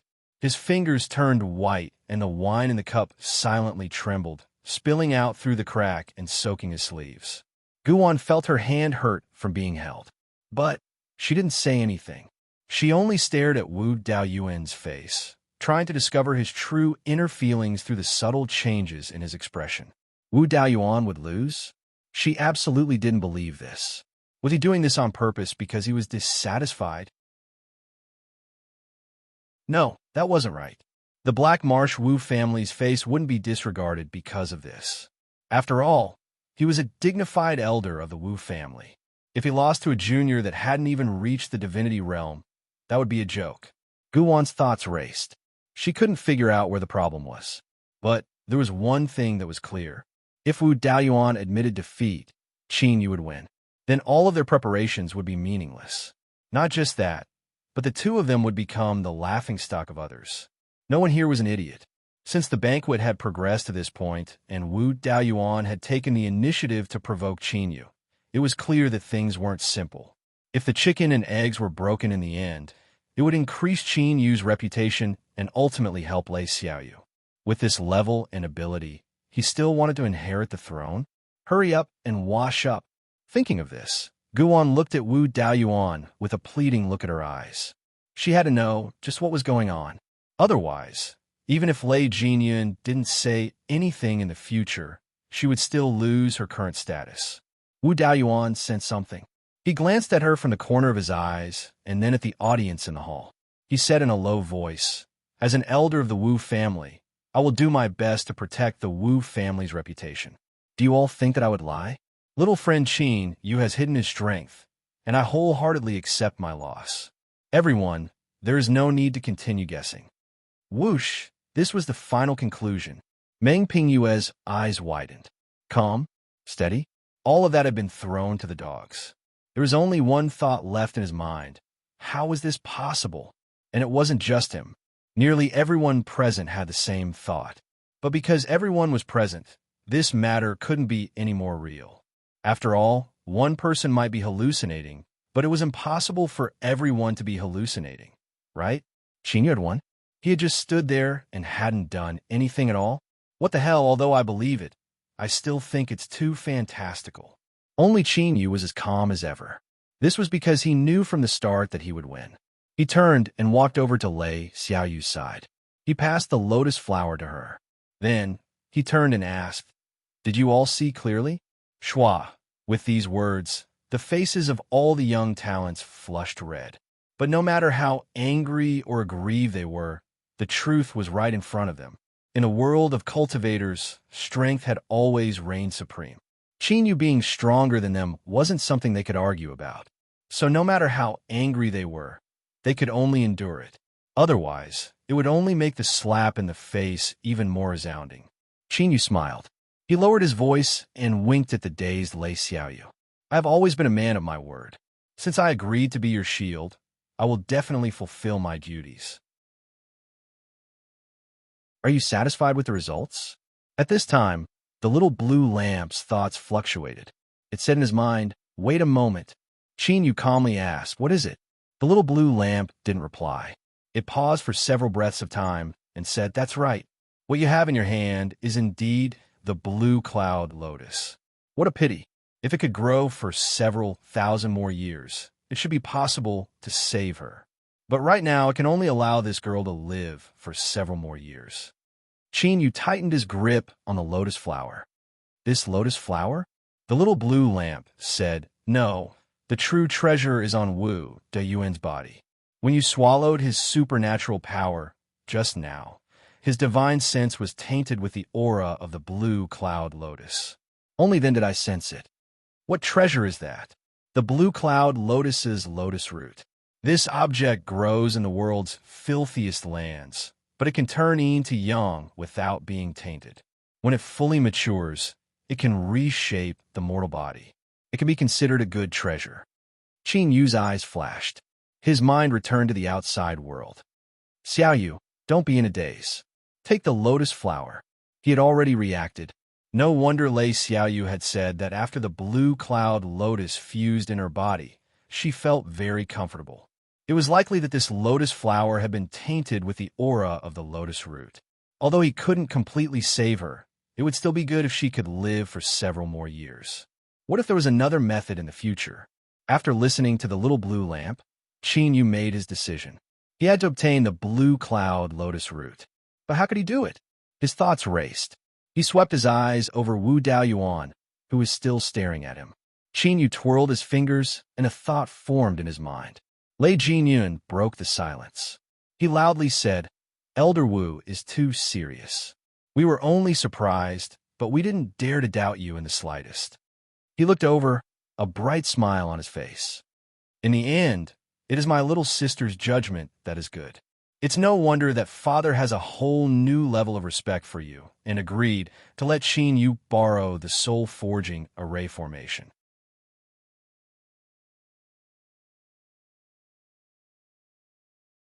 Chapter 9:14. Ho! The eldest son of the Lei family was truly fierce. With his attitude today, whether Qin Yu agreed or refused, there would likely be a gap between him and Lei Xiaoyu. Qin Yu had a light expression. "If I have time, I will bring Xiaoyu along." Ignoring Lei Jinyun's frozen smile, he suddenly said, "Elder Wu, This junior is very interested in your miracle hand vacuity art. I wonder if I could try it again? Everyone's complexions changed. They looked at Qin Yu as if he were a madman. He was using Wu Daoyuan as a treasure-grinding monster. Did he really think he could win? That's right, in everyone's hearts. The reason Qin Yu could win was because of Wu Daoyuan's carelessness. Otherwise, how could a divine realm powerhouse who had condensed 5 divine seals lose to Qin Yu? This was the only reasonable explanation. Well, even if they took a step back and said that this boy Qin Yu really did have some secret on his body that could shield him from the miracle hand vacuity art, disregarding whether or not doing this would thoroughly enrage Wu Daoyuan, once this matter spread out, it would arouse covetous thoughts. That would be more than enough for him to suffer. Young people, after a moment of success, began to forget the immensity of the heavens and earth. Although the main hall was silent, almost everyone was shouting in their hearts, "Agree to him! Agree!" And among them, the ones shouting the loudest were naturally Lei, Jinyun, and Guwan. They originally thought that their plans today had failed and they would become the laughingstock of others, but they never imagined that Qin Yu would court death himself. They couldn't help but feel anticipation in their hearts. Wu Daoyuan revealed a surprised expression. He met Qin Yu's eyes. Although this junior had been showing off his sharpness all this time, the calm look in his eyes indicated that he wasn't the reckless type. Could it be? As his thoughts raced, Wu Daoyuan smiled. Little friend Qin Yu, if you honestly answer a question of mine, perhaps I will agree. Qin Yu said, yes. Wu Daoyuan was startled. You know what I want to ask? Qin Yu pointed a finger at the lotus mark on the back of Lei Xiaoyu's hand. Now he was sure. As he thought, Qin Yu had come for the lotus root. Did he know how to use it? To be honest, Wu Daoyuan was a little hesitant. He had only found the azure cloud lotus by chance in a dangerous place. It was not easy to obtain it. Even though he hadn't been able to figure out what use the lotus root had, just the aura it exuded was enough to tell that it was extraordinary. Should he really take it out and give it a try? Wu Daoyuan still didn't have a clue how Qin Yu had cut off Miracle Hand Kleptomaniac's attack just now. If Qin Yu really won, it wouldn't look good on him. However, he was really curious about Qin Yu's methods. Elder Wu, this junior knows that my request is a bit excessive. I'm willing to use this item as the price. Qin Yu turned his hand, and light surged in his palm. A crescent-shaped white fruit appeared in his palm. Just as it appeared, strands of moonlight scattered down from the sky. In the blink of an eye, a crescent moon was formed in the air. Sky moon fruit, Wu Daoyuan said slowly, his eyes bright. The hall was filled with cries of alarm. Everyone's eyes widened. As they looked at Qin Yu's calm face, they were shocked, speechless, as if this was their first time truly understanding him. Where did this nameless person come from? Bah! Search the entire Rock City territory and see if you can find a nameless person that can casually take out a sky moon fruit. As they thought about Qin Yu's performance today and then looked at the sky moon fruit in his palm, many people came to a sudden realization. Pretending to be a pig to eat a tiger, this was absolutely pretending to be a pig to eat a tiger. This Qin Yu definitely had a great background. It was just that they didn't know about it. Wait a minute. If their guess was correct, then Qin Yu suddenly appearing beside Lei Xiaoyu and obtaining Lei Qianjuan's permission to use the soul forging array formation. Was it really as he seemed? F***CK. It's terrifying to think about it. Lei Jinyun's eyes twitched and his complexion paled. Great waves rose up in his heart. Just who was Qin Yu? What did his father want to do? Qin Yu wasn't in the mood to care about what the people around him were thinking. He nodded and said, that's right. As long as Elder Wu agrees to give this junior a chance, then regardless of success or failure, this junior will offer this sky moon fruit with both hands as an apology to Elder. Wu Daoyuan let out a long breath. Little friend is truly generous. This sky moon fruit is precious enough, and I have no reason to refuse. If you win, I will give you what you want. I will not go back on my word. No one knew what sort of riddle they were playing, but it was clear that a great bet was about to begin. The sky moon fruit was precious to begin with. It was a soul treasure, not to mention the one in Qin Yu's hand. It had reached the stage where moonlight appeared and formed a full moon. It wasn't an exaggeration to call it a supreme treasure. Even if a divine realm cultivator were to obtain it, they could refine it and strengthen their soul, making their future road of cultivation much smoother. To use this as a bet, no, to be more precise, to use the sky moon fruit to exchange for a chance to attack was a great bet. Big Brother Qin, Lei Xiaoyu's face flushed red, her eyes filled with excitement. Although Qin Yu didn't say it, her intuition told her that everything Qin Yu was doing was for her. This was a top sky moon fruit. Not too long ago, she had seen her father use this as a price to ask the original God Realm powerhouse in Outer World Mountain to save her. In terms of quality, it was far inferior to the one in Qin Yu's hand. Qin Yu smiled. Don't speak too much. Wait here for me to return. He turned and strode onto the stage. He cupped his hands together and said, Please advise me, Elder Wu. Wu Daoyuan said, Little friend Qin Yu, the methods you use are mysterious and unfathomable. This time, I will use my full strength and won't hold anything back. You must be careful. As his words fell, his aura changed. It was like a great beast opening its eyes and releasing its true aura. A boundless pressure rolled out in all directions like raging waves. Everyone cried out in alarm and retreated, awe in their eyes. He was truly worthy of being a powerhouse that had condensed 5 divine seals. Even though he had just entered the divine realm, his aura was already so powerful. Slowly lifting a hand, Wu Daoyuan pointed forward. Space fluctuated and his entire arm was swallowed up. Accomplishing this wasn't easy for Wu Daoyuan. His complexion was dignified and his face paled at a speed visible to the naked eye. Although it wasn't obvious, it was enough to show that using the miracle hand Kleptopia had consumed an astonishing amount of energy. Its might was bound to be astonishing. Bang! The space around Qin Yu violently shook. At this moment, the feeling he gave off was like a rampaging bull crashing into a mountain. With a dull thumping sound, a faint fluctuation spread out in all directions. Although it was incomparably weak, everyone who felt it felt their souls violently shake. Their chests felt heavy and black shadows constantly appeared in front of them. Those with weaker cultivations fell to the ground and fainted. Wu Daoyuan stuffily coughed. His body violently shook and blood flowed out from his nose and mouth. His eyes widened in shock. He originally thought that he had already overestimated Qin Yu, but now he discovered that he had underestimated this person in front of him. Miracle Hand Kleptopia was an ancestor of the Wu family. In the past, he had risked his life in a great tomb to obtain a secret art. Because of this, it was incomplete and he had spent his entire life to barely repair it. Only then was he able to create this mysterious steel gate secret art and use it to establish the Black Swamp Wu family. Because it was repaired and mixed in with his own comprehensions, the Wu family cultivators cultivated Miracle Hand Kleptopia. Its abilities and effects varied according to one's understanding of it. What Wu Daoyuan obtained was a superb perception ability. He was able to determine the true strength of the seal based on Miracle Hand Kleptopia. In that brief collision just now, he felt like an ant trying to shake the earth beneath its feet. The disparity was unimaginably great.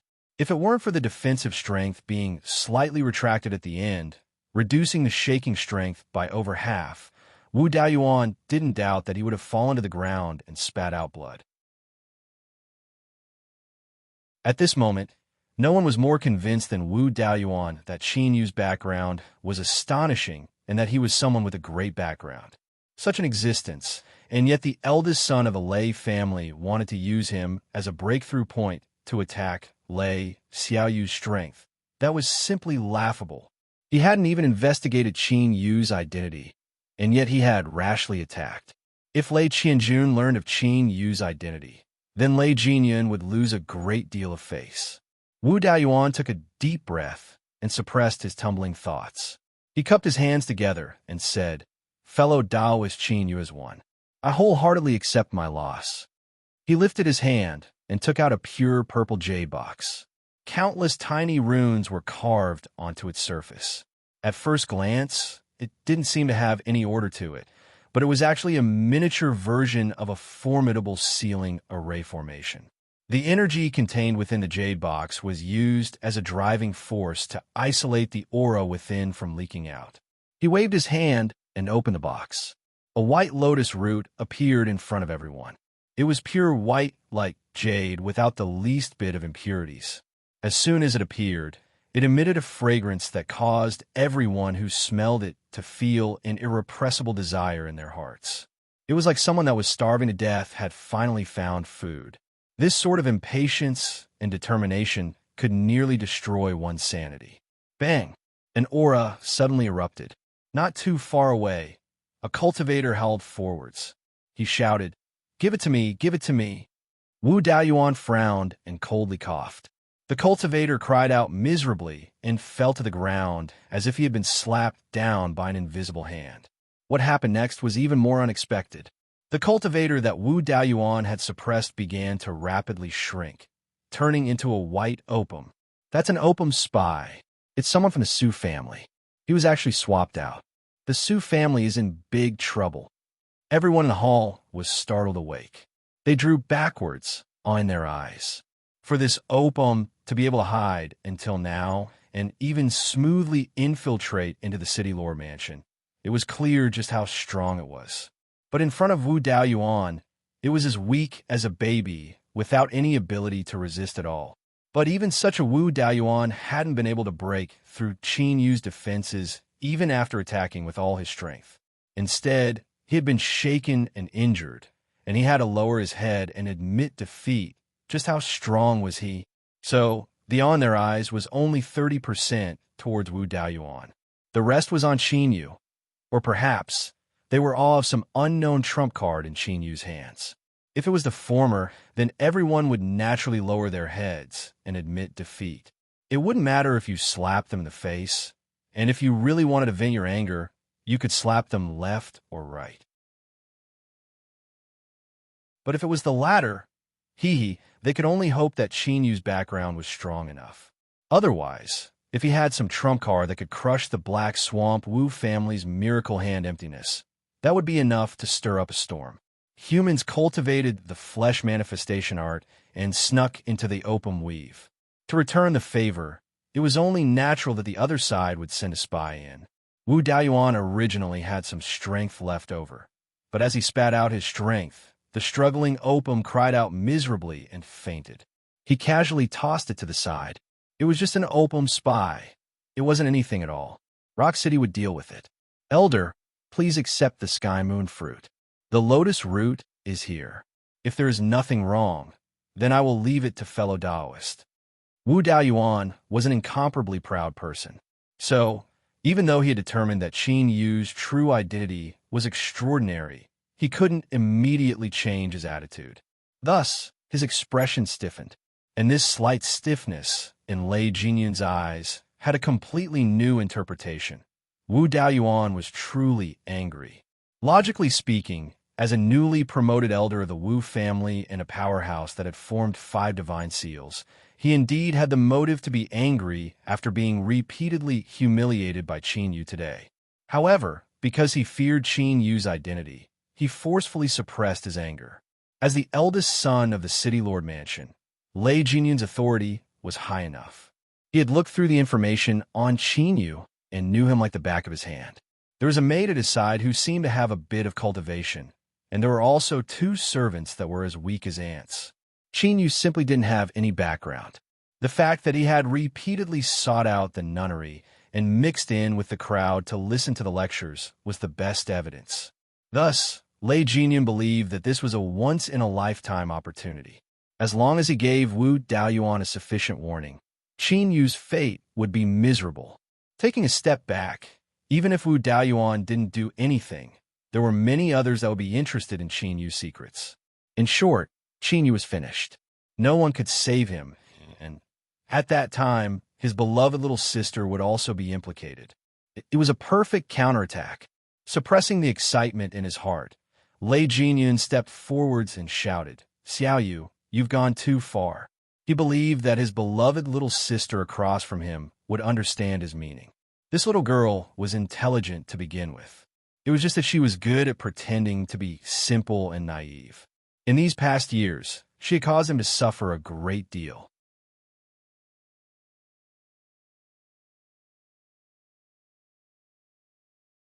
Chapter 9:15.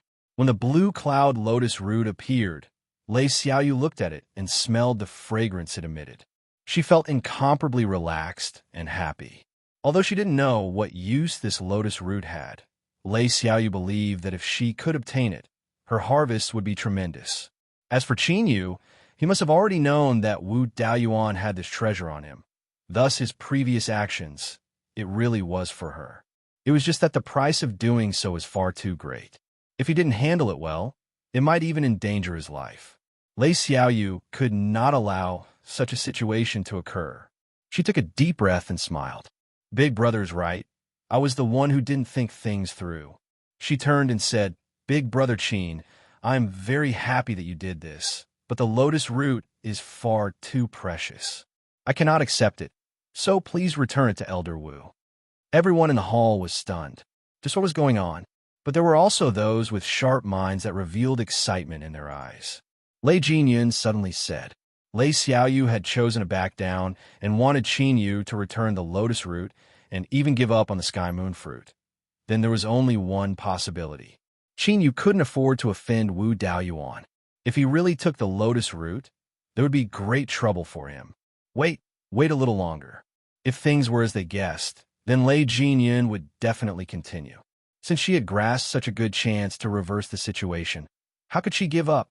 And indeed, just as Lei Xiaoyu's voice fell, Lei Jinyan cupped his hands together and said, Elder Wu, today my little sister was naughty and mischievous. I ask that you don't take offense. The bet is not valid, so please take back the treasure. He believed that with Wu Daoyuan's intelligence, he would definitely be able to understand the deeper meaning behind his words. Qin Yu is just a paper tiger. Don't hold yourself back. If you want to be angry, then be angry. If you want to attack, then attack. If you can kill him, then that would be for the best. Even with Wu Daoyuan's shrewdness, he was stunned. He looked at the apologetic Lei Jinyan and thought that this was the standard of the Lei family's eldest son. It was just too weak. If it weren't for your father being so fierce, I really would want to crack open your skull and see just what's inside. Because he had not expected Lei Jinyan to do this, Wu Daoyuan was in a daze. Then, before he could react, the people in the hall all let out a sigh of relief. This breath was long and heavy, as if a heavy burden had been lifted off their backs. Everyone straightened their backs, and their eyes became sharp once more. As they looked at Qin Yu, a playful smile appeared on their faces. Yo! Even at this time, he still had a calm look on his face. His eyes did not even tremble. Little brother's mental speed was very strong. It was a pity that although a paper tiger looked big and scary, it could easily poke a hole in it with just a finger. He had offended Wu Daoyuan and also exposed his hidden cards. As long as this day passed, he would become the target of public criticism. At that time, even Lei Xiaoyu would not be able to protect him. TSK. Sure enough, it felt good to be in the limelight for a moment. Turning around, he went into the mass grave. Who knew where this young man had gotten his luck and felt that he could explode the heavens? Now he had lit himself up. Lei Xiaoyu's face paled. She had a pleading look in her eyes as she looked at Lei Jinyan and bowed. Big brother, today was just a misunderstanding. Misunderstanding? Lei Jinyan had no expression. Little sister, the person you brought doesn't know the rules at all. Elder Wu is an honored guest that your sister-in-law and I have invited. So how can he be neglected? She flicked her sleeves, her voice even colder. Qin Yu, what are you hesitating for? Immediately exchange the treasure with Elder Wu. Wu Daoyuan regained his composure. As he heard these words, his face turned green. Lei Jinyan, you are an idiot, so why are you dragging me along? Hold on. With a loud shout, everyone in the hall felt their hearts shake. They thought that it was coming. It was finally coming. Listening to this voice, no matter how much they tried to maintain their composure, they could still clearly feel the anger within. Wu Daoyuan finally reacted. He was a dignified elder of the Black Swamp Wu family, a powerhouse that had condensed 5 divine seals, and yet he had been frightened by a nobody. This was simply shameful to the extreme. This surnamed Qin brat was finished. Even if he wasn't finished today, he would be finished tomorrow. To be able to resist emptiness's hidden cards, let alone anything else, just this point alone was enough to make the Black Swamp Wu family unwilling to give up. Be angry erupt. Lei Jinyun's fingers trembled with excitement. In a short period of time, several thoughts flashed through his mind. Borrowing Wu Dayuan's anger as a turning point, he was confident he could completely extinguish Lei Xiaoyu's arrogance and let everyone see just who the future of Rock City was. Lei Xiaoyu's complexion paled. She could already see what was about to happen. But from start to finish, her eyes were filled with determination. No matter what price she had to protect Qinyu. Father. Yes, she could ask her father to step forward. Everything would be fine. But first, she had to help Qinyu cross today's calamity. She couldn't allow Wu Daoyuan to erupt here. She met Wu Daoyuan's gaze and took a deep breath. Then, she slowly said, Elder Wu, I can understand what you are feeling right now, but Qinyu is someone I like. In the future, there is a chance that he will become a son-in-law of the Lei family. Today, he made a mistake, and I apologize to you on his behalf. I hope that Elder Wu can be magnanimous and magnanimous. Xiaoyu will remember this favor. This was the first time that this young girl had revealed her deepest thoughts to the public. Lei Jinyun angrily shouted, Xiaoyu, don't speak nonsense. Remember your status. Good, this was really good. Lei Xiaoyu had jumped out on her own initiative. Following this, he would be able to attack to his heart's content. Elder Wu, I apologize to you on behalf of my little sister. She has been spoiled by her father since she was a child. I hope that you don't mind. In the grand hall, some people looked at Lei Xiaoyu with disappointed eyes. She was indeed a woman, a creature that was more emotional than rational. In such a situation, she still tried to protect Qinyu. If she was so unwise, how could she inherit the throne? Perhaps in the future, she should try to approach the side of the eldest son. Today's matter was likely to be the true watershed in the struggle for the future successor of Rock City. She had actually confessed to him in front of everyone. Qinyu's eyes flashed. After a moment of surprise, a warm feeling rose in his chest. It seemed he had really frightened her. But it had to be said that Lei Xiaoyu's words and actions really did seem a bit dignified. Qinyu smiled inwardly and didn't say anything. He only looked at Wu Daoyuan, a faint smile in his eyes. Wu Daoyuan, who had been left dumbfounded by the series of wonderful performances in the Grand Hall, regained his composure as Qinyu looked at him. Then he cursed inwardly. Leave? He had to hurry and leave.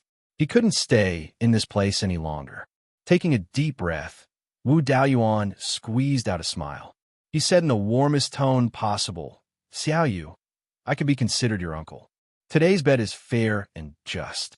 Losing to fellow Taoist Qinyu is because my skills are inferior. I accept this from the bottom of my heart, and there is no resentment in my heart. He nodded to Qinyu. Fellow Taoist Qinyu, I have other matters to attend to, so I won't stay here any longer. If you have a chance to come to Black Marsh in the future, please give me a chance to entertain you. After he finished speaking, he didn't even glance at Lei Jinyun and her husband. He turned and left the grand hall, soaring into the skies. At this moment, after countless foreshadowing, the surging tide shattered at the last moment with a pa. It was like a bubble beneath the sunlight. Gone. Wu Daoyuan had left like this, looking at his back. One felt as if he were on fire, as if he were being chased by a dog, or as if he were avoiding the plague. That's right, Wu Daoyuan was really hiding. Lei Jinyun had brought this upon herself for not opening her eyes, and he had no interest in accompanying her. If Qinyu really bore a grudge against him, wouldn't that be a tragedy?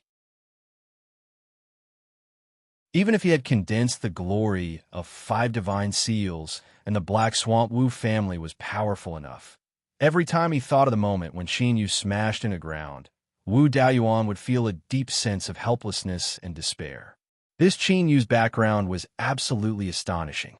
If one provoked him, they would surely suffer misfortune, great misfortune. The bustling banquet hall suddenly fell into a deathly silence. It was like a cold winter wind blew past, penetrating deep into the marrow. Everyone's eyes were filled with excitement, and their hearts leapt with joy. They quietly straightened their backs and felt a chill rise up their spines, as if all the blood in their bodies would freeze. Wu Daoyuan ran away. He should have run away. As for why he ran away, although he didn't say it clearly, no one was stupid. From Wu Daoyuan's final words and expression, it wasn't hard to guess the crux of the matter. Eyes fell on Qinyu. As they looked at his calm face, they wished they could lift their hands and dig out their own eyes. Wu Daoyuan, this was Wu Daoyuan. If even he was scared away and didn't dare to stay, just what sort of strength and background did he have? Thinking back to his performance just now, his sneer and eyes were obvious. Qinyu must have discovered it. He wasn't blind. He must have discovered it. What to do? What to do? Their hearts were filled with fear. At this time, the cultivators of Rock City that attended the banquet all hated Lei Jinyan to the bone. The resentment in their eyes nearly tore him apart. This bastard, just what was he thinking? Was there something wrong with his head? It was fine if he wanted to suffer, but he actually deliberately misled them, causing them to unknowingly fall into his trap. No one spoke. They opened their eyes and then closed them, hoping that what they saw was only a dream, but unfortunately, it wasn't. Qinyu broke the silence. He calmly said, "Sir Lei, since Elder Wu has left, I don't think there's any need to return the things." He walked to Lei Xiaoyu's side and pulled her up. Beneath the awe and panic of countless people, they vanished from the grand hall. A banquet with so many twists and turns, and in the end, no one was happy. It was said that on this day, in the mansions of over half of Rock City's great families, loud curses filled the skies. The eldest son, Lei Jinyan, had worked so hard to build up his foundation for so many years, but now it was nearly destroyed and his status plummeted.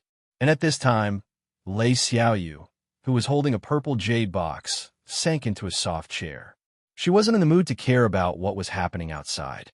She felt as if she were wrapped up in happiness, as if she were floating in a hot spring. She was drunk on this feeling.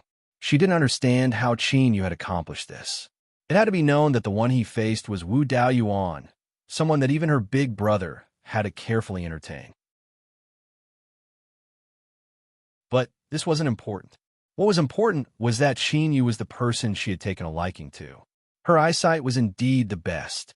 At this moment, Lei Xiaoyu rejoiced that she had called out to Qinyu on that day. Otherwise, how could she have such a protector that she could rely on now? That's right, in Lei Xiaoyu's heart, Qinyu was her protector. She believed that as long as he was by her side, all problems would be easily solved. There would be no more troubles or misfortunes that would befall her.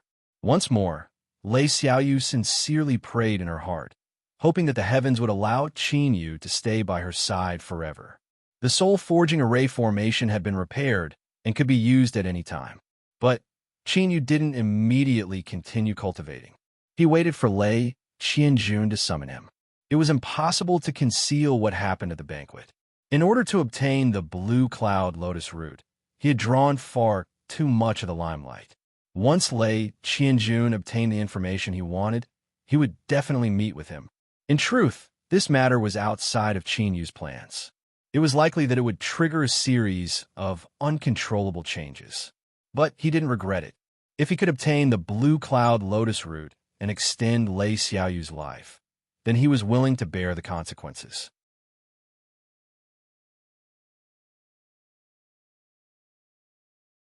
Chapter 9:16. Sir Qin, the city lord invites you. In the end, the one who came was the steward. Everyone in the city lord mansion understood his status. Qin nodded. Then I'll have to trouble you. The steward smiled. He didn't say anything else and turned to lead the way. As Qinyu followed behind, his expression didn't change, but he relaxed a little. Although the steward was a master at controlling his emotions, he didn't reveal anything. But Qinyu's powerful divine sense told him that there was no strong hostility coming from this person. It seemed that the worst situation hadn't occurred yet. As long as he could explain himself, there would naturally be a chance. They arrived at the study. Today it was very quiet. There were no cultivators reporting, and there wasn't even a maid to be seen. The steward pushed open the door. "City Lord, Sir Qin has arrived." Lei Qianjuan's voice sounded out. "Let him in." Qin Yu stepped in. His feet suddenly froze, as if an invisible mountain was pressing down on his shoulders, wanting to crush him to pieces. He looked up and calmly met Lei Qianjuan's eyes. Qin Yu lightly said, "City Lord Lei, is this how you treat your guests?" Lei Qianjuan's tone was indifferent. "My guests all have a name. How can those who hide their heads and show their tails be counted?" Qin Yu said, "It is only to avoid some unnecessary troubles. I hope that the city lord can calm down. After all, up until today, I haven't done anything to harm the interests of the city lord mansion." Lei Qianjun coldly sneered. Every syllable seemed to boil with icy cold blood. "If it weren't for that, do you think you would still be standing here?" The terrifying oppression that filled the air was slowly withdrawn. But at this moment, Lei Qianjun was like a tumbling volcano that could erupt at any moment with a terrifying strength that could shake the heavens and earth. "You only have one chance. Speak." Qin Yu moved his neck, not immediately speaking. He walked to the side and sat down on a large chair. Then he slowly said, "City Lord should know that if it weren't for yesterday's banquet, I wouldn't have aroused your attention. The reason I did that was to save Miss Lei." A sharp light rose in Lei Qianjuan's eyes. "What did you say?" Qin Yu said, "Although Miss Lei's injuries have been temporarily suppressed, she has less than 3 years to live. Am I right?" He looked at Lei Qianjun and said, "However, the blue cloud lotus I obtained from Wu Daoyuan yesterday is a miraculous treasure that was born from the filthiest land of heaven and earth. It can at least extend Miss Lei's lifespan by 10 years. Lei Qianjun was expressionless. His eyes locked on Qin Yu. After a long time, he suddenly said, "You come from Object Beyond Mountain?" Qin Yu relaxed. Indeed, with Lei Qianjuan's intelligence, as long as he revealed a bit of information, he would be able to grasp the crux of the matter. He could pretend to be someone from the world beyond mountains, but he couldn't take the initiative to tell Lei Qianjun about this. He had to let Lei Qianjun guess it himself. Only then would he be able to dispel his suspicions. The first step was perfect. Now, Qin Yu needed to use his own performance to truly obtain his approval. "City Lord, watch your words." Qin Yu frowned. He lifted his hand and clenched it. Behind the desk, Lei Qianjuan's eyebrows jumped up. At this moment, as Qin Yu clenched his fist, the space within the study was isolated from the outside world. No, this wasn't an ordinary isolation. Rather, it was like it was completely isolated from the outside world. There was no longer any karmic entanglement with the outside world. With Lei Qianjuan's strength, he could easily break through this isolation. But the mysteries behind it weren't simple at all. Could Qin Yu really be a cultivator from Object Beyond Mountain? No. With that person's boundary and cultivation, the soul-forging array formation wasn't worth mentioning at all. Why would he need to make such a detour to borrow it? Could it be that this boy was sent here by someone to probe him? Qin Yu didn't know what Lei Qianjun was thinking, but he knew that it was impossible to convince him with just a little trick. Without waiting for Lei Qianjun to ask, Qin Yu took a deep breath and said, "City Lord, you are too rash. How could you publicly mention the name of Object Beyond Mountain in the outside world? If others were to sense it, then all of my teacher's painstaking efforts would be ruined." Lei Qianjun frowned inwardly. He had grasped another key piece of information. Teacher? Could he be the disciple of that person from Object Beyond Mountain? If this was true, then borrowing the soul-forging array formation was a joke. How could such a large flaw be exposed so quickly? Was it intentional, or was it to confuse others? Lei Qianjun remained expressionless. "How can you prove your identity?" Qin Yu lightly said, "City Lord must be wondering why I would borrow the soul-forging array formation if I were teacher's disciple." His expression was light, but his eyes were filled with pride. "City Lord Lei, you're overthinking things. This is only a reason for me to enter the City Lord Mansion. Do you really think that I am borrowing the array formation to cultivate?" Lei Qianjun immediately thought of the 3 array formation grandmasters who had reported that the soul-forging array formation's consumption had increased by 3 times. At the beginning, he hadn't been able to bear Lei Xiaoyu's sadness and had agreed. But in truth, even with the status, he still felt a bit of heartache. 3 times the consumption of the soul forging array formation. Every day, it operated would consume a massive amount of wealth. Chinyu smiled. City Lord has thought of it. 3 times the consumption isn't because of change in the world outside, but because of my cultivation. His expression turned solemn. He continued to say, an object beyond mountain. Teacher wasn't able to cure Miss Lei, so he forcefully seized 3 years of her lifespan to resolve this karma. But for some unknown reason, after Miss Lei left, Teacher found it hard to calm his mind. I don't know the specific reason, but Teacher chose to leave. Not long after, perhaps because I was acquainted with Miss Lei, Teacher ordered me to enter the City Lord's mansion in a reasonable manner and try to save Miss Lei's life. Originally, I thought that the blue cloud lotus in Wu Daoyuan's hands was a turning point to cure Miss Lei. But unfortunately, this blue cloud lotus grew for too short a time and could only prolong her life. For Lei Qianjun to have his current achievements, he wasn't someone who could be easily deceived. Although Qin Yu's words matched with what he knew, he still didn't completely believe him. Since you were a disciple of Object Beyond Mountain, why did you go through so much trouble to enter the City Lord's mansion through Xiaoyu? Lei Xiaoyu and Qin Yu had first met in the nunnery. At that time, Object Beyond Mountain hadn't existed yet. This was another flaw that Qin Yu couldn't find a perfect excuse to explain, but his tone was still calm. When I met Miss Lei, I was carrying out Teacher's orders. Please forgive me for not being able to tell you the specifics. As for the City Lord's problem, I don't know either. Lei Qianjun furrowed his eyebrows. This answer was a bit unexpected, but as he thought about it, it seemed reasonable. How could an original god explain too much to a disciple? Unknowingly, he had already believed most of Qin Yu's words. Qin Yu knew that the critical moment had arrived. Without hesitation, he lifted his hand and spread open his fingers. Within his soul space, the sun and moon force fields spread out, gently wrapping around Shui Zheng's aura. Then, pure fluctuations of an original god mark were released. Originally, I didn't want to reveal my identity because it didn't conform to the will that Teacher gave me. But City Lord Lei is too suspicious. If I don't thoroughly prove myself, there will surely be twists and turns. Lei Qianjun stood up. I didn't know fellow Taoist Qin Yu's identity, so I ask that you forgive me for my rudeness. The aura of an original god mark absolutely couldn't be faked. Although he still had many doubts about this matter, there was no need to doubt Qin Yu's identity. Once he believed in Qin Yu's identity, these doubts no longer mattered. It wasn't that Lei Qianjun wasn't smart enough, but that Qin Yu had made ample preparations.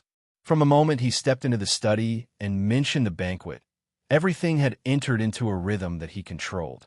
Moreover, the original god mark on Qin Yu's body couldn't be any more real. Qin Yu shook his head. I can understand City Lord Lei, but I cannot allow a third person to know of my identity, including Miss Lei. I believe that since Teacher had me going such a roundabout way, he must have his own intentions. If I go against him, I fear there will be changes. Lei Qianjun was solemn. Fellow Taoist Qin Yu is right. But in the future, I will have to maintain my previous attitude. I ask that fellow Taoist forgive me if I have offended you in any way. Qin Yu nodded. Of course. Lei Qianjun took a deep breath. He cupped his hands together. Fellow Taoist Qin Yu, if I may be so bold as to ask, Xiaoyu's injuries. Qin Yu shook his head. I haven't found a way yet, but the appearance of the blue cloud lotus root proves that anything is possible. Who knows if there isn't life in a land of death? A moment later, the study door opened. Qin Yu respectfully bowed, nodded to the steward, and then left. After the banquet, everyone was quietly paying attention to what the City Lord Mansion would do next. But the result was like a stone sinking into the sea, without the slightest ripple. Sometimes, the lack of response in itself was an extremely strong signal. Everyone simultaneously restrained their attention towards Qin Yu. To scare away Wu Daoyuan, this was a person that even the Rock City Lord didn't want to touch. It was best to stay as far away from him as possible. The soul-forging array formation opened. After bidding farewell to Lei Xiaoyu, Qinyu stepped inside once more. 2 days later, Lei Qianjun personally went to the array formation testing hub. He stayed for an hour before leaving. As he thought, as soon as Qinyu entered, the soul-forging array formation's consumption rate was 3 times that of normal. And before him, 3 array formation grandmasters had personally tested it, so the consumption rate was at a normal level. Like this, Lei Qianjun no longer had any doubts about Qinyu's identity. 3 months later, Shua, Qinyu opened his eyes, a happy look on his face. He lifted his hand and spread open his fingers. On each fingertip, a different halo of light leaped about. There was white, black, blue, red, and yellow, 5 different colors. With a thought, the 5 colors of light began to flow. White poured into black, black into blue, blue into red, red into yellow, yellow into black. All of this formed a samsara. The 5 elements supported each other, endlessly flowing. Qinyu had finally comprehended the power of the 5 elements samsara. He could clearly feel a hidden resonance between the heavens and earth. As long as he wanted to, he could erupt with the samsara of the 5 elements at any time, drawing upon the feedback of the heavens and earth to condense the glory of the divine seal. The 3rd road to the divine realm had been opened at this moment. And at this time, Qinyu could sense that there was still space left in his soul. Although it wasn't enough to support opening the 4th road to the divine realm, it wasn't too far off. He continued to refine soul treasures. The things that Lei Qianjun had given him were precious to begin with, and after being upgraded by the little blue lamp, their effects were even more astonishing. For instance, the sky moon fruit that Qinyu had given to Wu Daoyuan. Because of the existence of the sun and moon force field in his soul space, Qinyu didn't need to divide his attention to cultivate within the soul-forging array formation. What he needed to do was refine the treasures and perceive the great Tao. With the 5 elements samsara completed, Qinyu chose the great Tao, everlasting prosperity, as the 4th road to the divine realm. Strictly speaking, this was the Tao that the Tao monarch walked. Before he died, he had passed on his inheritance to Qinyu because he didn't want it to fall into the hands of the ancient race, and also because he wanted to leave himself a chance of survival. As long as Qinyu cultivated his Tao, then in the endless future, the Tao monarch might be able to return from the great Tao and obtain a new life. But what a pity! Qinyu believed that he wouldn't give the Tao monarch the slightest chance. Another month later, during the routine maintenance of the soul-forging array formation, Qinyu and Lei Xiaoyu were playing chess. Suddenly, their complexions changed and they looked up into the skies. Lei Xiaoyu looked over, puzzled. "Big brother Qin, what is it?" Qinyu shook his head. "It's nothing. Let's continue." Just a moment ago, he sensed a powerful aura traversing through space and suddenly descending upon the city lord's mansion.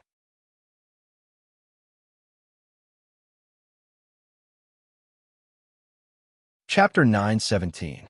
Darkness quietly spread throughout Lei Qianjuan's study. It covered the ground beneath his feet, touched the walls, and continued to spread upwards. Finally, it covered everything in sight. The source of all the darkness was a spatial rift in the study, from which a steady stream of darkness gushed out. Behind the desk, Lei Qianjuan's expression was calm as he watched the scene in front of him. But deep in his eyes, there was an unresolvable, complex emotion. GGG. A low laugh came from the spatial crack. "Lei Qianjun, you really didn't let me down. This is great." Before his voice faded away, 2 withered and skinny palms stretched out from within, grabbed the sides of the gap, and pulled fiercely. Xiang Tai walked out, and his feet landed on the ground. Boom! A low humming sound exploded in the air. It was as if a towering mountain had fallen to the earth. At this time, a weak feeling spread in his heart. Xiang Tai frowned, and his turbid eyes suddenly erupted with a divine light. He turned around, his gaze seeming to pierce through space. "Humph! It seems that the city lord's mansion has an honored guest today." Lei Qianjun, don't you want to introduce me? Lei Qianjun was expressionless. If Mr. Xiang is interested, you can go by yourself. I have no objections as long as it doesn't interfere with our transaction. Xiang Tai's eyes narrowed. He let out a low laugh. Fine. At this critical moment, I won't cause any more trouble. He raised his hand, his 5 skinny fingers with pitch-black nails. Lei Qianjun, where is the crippling heavenly sword? Behind the desk, Lei Qianjun frowned in silence. The corners of Xiang Tai's mouth curled up. His skinny face had a cold expression. What? Are you worried that I won't keep my word? Don't worry. People like me care about trustworthiness the most. We won't do anything that would ruin our reputation. His tone changed and his cold aura rose. Or perhaps something has happened to the crippling heavenly sword. If that's the case, Lei Qianjun, you'll be in big trouble. The crippling heavenly sword is in my hands. Lei Qianjun took a deep breath and lifted his palm. Light surged, and the image of a sword slowly appeared. Xiang Tai closed his eyes and took a deep breath. His face was filled with excitement. Gigi, that's right, this is the smell. It is the true, crippling heavenly sword. He raised his hand and clenched his fist. Darkness gushed out from his 5 fingers, corroding space and forming a black hole. His hand reached in. After several breaths of time, he withdrew his hand. There was a crimson stone in his palm, one that looked like fire jade. It was only the size of a child's fist. At first glance, it looked like an ordinary, colorful, and pure stone. But if one looked carefully, they would discover that the crimson color inside was actually a mass of sealed flames. As one looked at it, they would feel bursts of burning pain, as if their soul would be ignited. Xiang Tai licked his lips, undisguised greed in his eyes. His gaze fell on the stone. Lei Qianjun, your luck is truly enviable. After obtaining this origin fragment, you'll have a good chance of breaking through to your current realm. Now, it's yours. Pa! Lei Qianjun raised his hand and caught the origin fragment that had been tossed over. The moment he touched it, the energy in his body was attracted and became active. Just this alone was sufficient to prove that Xiang Tai hadn't tampered with it. Although these people were a group of incomparably terrifying demons, as he said before, he had never discounted his credibility. He loosened his hand. The broken heavenly sword vibrated. As if it had sensed something, it flew to Xiang Tai's side on its own initiative. Jejejej, what a good treasure sword. What a good treasure sword. It actually has such a spiritual nature. Xiang Tai laughed. He flicked his sleeves and put away the broken heavenly sword. Lei Qianjun, our transaction is complete. If you have any needs in the future, you can contact me again. He took a step back, about to step into a spatial crack and leave. Lei Qianjun shouted out loud, Mr. Xiang, please wait a moment. Xiang Tai stopped. His eyes swept over the origin fragment in Lei Qianjun's hand. He licked his lips and said, Lei Qianjun, do you want to make a deal with me? Yes. Lei Qianjun had a calm expression. I hope I can cure my daughter. Xiang Tai strangely smiled. Daughter? Lei Qianjun, are you sure you want to make a deal with me for this? Lei Qianjun nodded. I am sure. Very good. I accept your deal. Now, tell me what problem she encountered. Lei Qianjun flicked his sleeves. A strand of Lei Xiaoyu's hair was wrapped up by an invisible energy and floated in midair. Xiang Tai opened his mouth. His tongue stretched out and wrapped around the strand of hair, pulling it back into his mouth. He chewed a few times. Suddenly, his expression changed, and he spat out the hair. His voice became icy cold. Lei Qianjun, is this really your daughter's hair? Lei Qianjun said in a low voice, My daughter, Lei Xiaoyu, is in my residence. If Mr. Xiang doesn't believe me, I can summon her and you can see for yourself. Xiang Tai coldly snorted. I don't think you dare lie. Your daughter's problem is too serious. Even if you give me all the origin fragments, it won't be enough to save her life. Let's cancel this deal. Mr. Xiang, I don't expect you to directly save Xiaoyu. All I want is for you to give me a way to cure her. Xiang Tai strangely laughed several times. So it's like this. It's not impossible. but this piece of information requires you to give me half the origin fragments. Lei Qianjun took a deep breath. All right. His fingers slashed like a saber. The origin fragment was divided into 2 pieces. He flicked his sleeve and gave one half to Xiang Tai. Xiang Tai looked at him. Lei Qianjun, it's been 1,000 years and you've changed a lot. Is it worth giving up so much for a daughter? Lei Qianjun said faintly. I've satisfied Mr. Xiang's request. Please tell me your answer. Mwah! Xiang Tai opened his mouth and swallowed the origin fragment, laughing loudly. Of course, as long as you can find an original god's corpse and refine its blood for the goo insects in your body, you can save her. Also, for the sake of the origin fragment, I'll give you a piece of information for free. The Divine Seal Saint Stone is about to arrive at the Imperial City. Perhaps it will give you the information you want. Then, Xiang Tai retreated into the space slit. The darkness covering the study retreated like a rising tide, disappearing into the space slit. Lei Qianjun's face was solemn. Original God's corpse. His eyes fluctuated fiercely. Many thoughts emerged in his mind. Eventually, he became resolute. If he hadn't been greedy that year, he wouldn't have implicated Xiaoyu and made her lose her mother at a young age. She had to suffer a lot. If he could save her, he was willing to try no matter how dangerous it was. Soon, the news spread in the city master's palace. Lei Qianjun wanted Lei Xiaoyu and Qinyu to go to the imperial city to participate in the Divine Seal Saint Stone descending ceremony. Lei Jinyun, who had been abandoned by almost everyone because of the banquet, was hiding in a dark sleeping chamber. His face twisted instantly when he heard this. Why? Father, what did I do wrong? Why do you want to abandon me? The Divine Seal, Saint Stone of the Imperial City, descended once every 1,000 years. It was a grand event in the human world. Not everyone was qualified to participate in the ceremony. Even with his status as the master of Peng City, he had to pay a big price to recommend the 2. Today, Lei Qianjun had chosen Lei Xiaoyu and Qinyu. In everyone's eyes, the future of Peng City had been decided. No, I'm the eldest son of the Lei family. Everything should be mine. Father, I can't accept this. What you're doing is wrong. I will make you understand that you've made a big mistake. Lei Jinyun was like a wounded beast.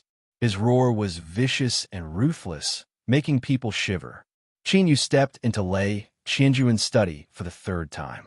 Just like last time, there were only the 2 of them. Fellow Taoist Qinyu.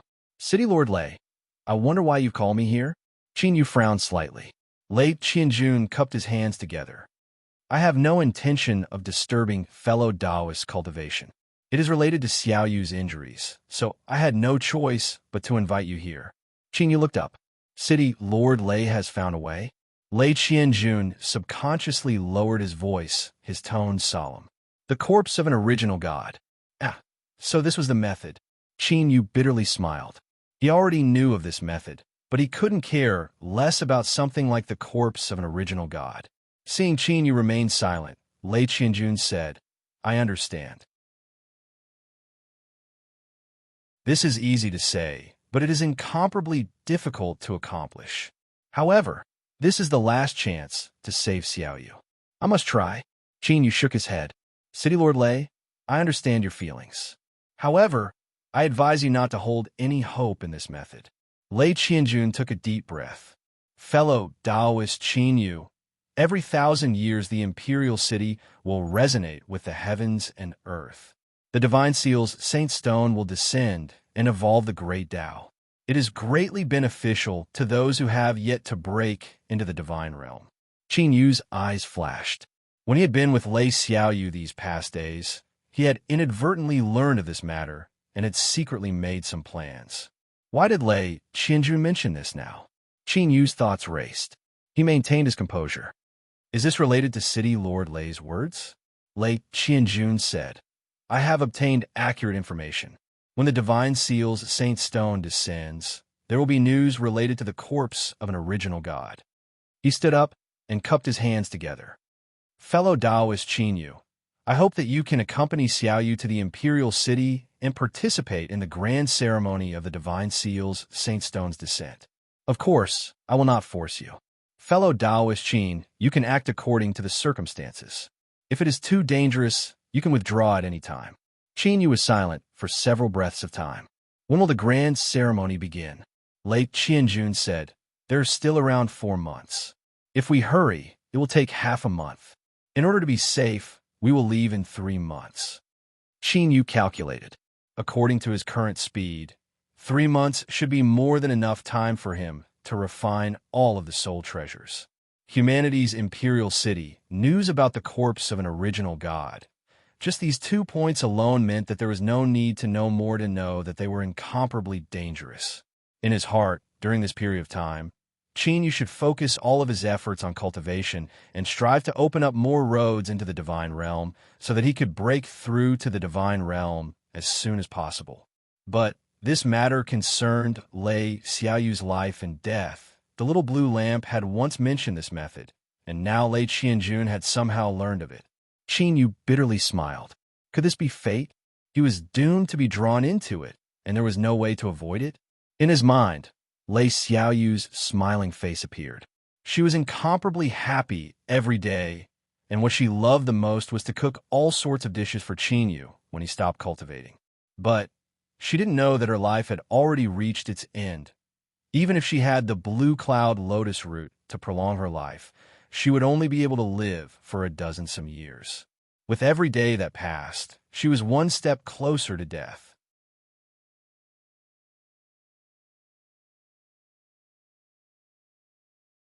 Chapter 9:18. In the distant imperial city, the aura of the world gathered. It was like 9 dragons ascending to the heavens, looking down on all living beings. In the northeast corner of this great capital city, there was a place where the sun could never shine. It was shrouded in darkness all year round. From high officials and dignitaries to peddlers and commoners, their faces would change slightly at the mention of this place, followed by fear in their hearts. As a part of the Heavenly Punishment Division, it was responsible for monitoring the Empire's territory. It had the authority to discover and eliminate any signs of threatening the Empire's rule. Thus, it had a new name, the Heaven Punishment Division. It carried out punishments on behalf of the heavens and assisted the royal family in conquering the world. The Heaven Punishment Division was shrouded in darkness, preventing any light from shining in. Under the illumination of torches, several figures sat around a round table in the still, incomparably dark hall. Their faces flickered as the flames flickered, adding a bit of coldness to the atmosphere. Xiao Yunhai's expression was indifferent. The royal family rules the world, but this world is too vast. We allow other shepherds to exist to make this world more stable. However, there will always be some shepherds who, as their strength continues to grow, will develop ambitions that they shouldn't have. At this time, our Heaven Punishment Division needs to step in and eliminate these shepherds who try to escape our control. We need to establish an obedient and controllable shepherd who relies on the royal family to survive and eliminate any potential disturbances. He paused for a moment, his voice becoming even colder. Lei Qianjun is one of these shepherds who has gradually begun to show the will to resist. He must die. Another person said, Lord Xiao, we have already begun to lay out our plans. However, before things have even begun, Lei Qianjun has already attacked. The Wu family that we chose was completely eradicated in a single day. Now, Lei Qianjun is on guard. I fear he won't be able to act against him in a short period of time. Xiao Yunhai lightly said, Lei Qianjun is indeed an outstanding talent. I have underestimated him before, but he will be destroyed if he tries to resist the ruler of the royal family. He is intelligent and callous, but he miscalculated one thing from the start. The parasites were planted by the Wu family, but they were secretly provided by our Heaven Punishment Division. They are far more terrifying than he imagined. I have already chosen a new shepherd. He will cooperate with us. Once Lei Xiaoyu dies, he will suffer a backlash from the parasite bloodline, and Lei Qianjun will be seriously injured. I will leave the following matters to you. You must be fast and not give him any chances. A somber atmosphere suddenly condensed. Yes, Lord Xiao. Peng City, City Lord Mansion. As the teleportation array lit up, an astonishing fluctuation spread out from within, causing the space to shake violently, undulating up and down like rolling waves.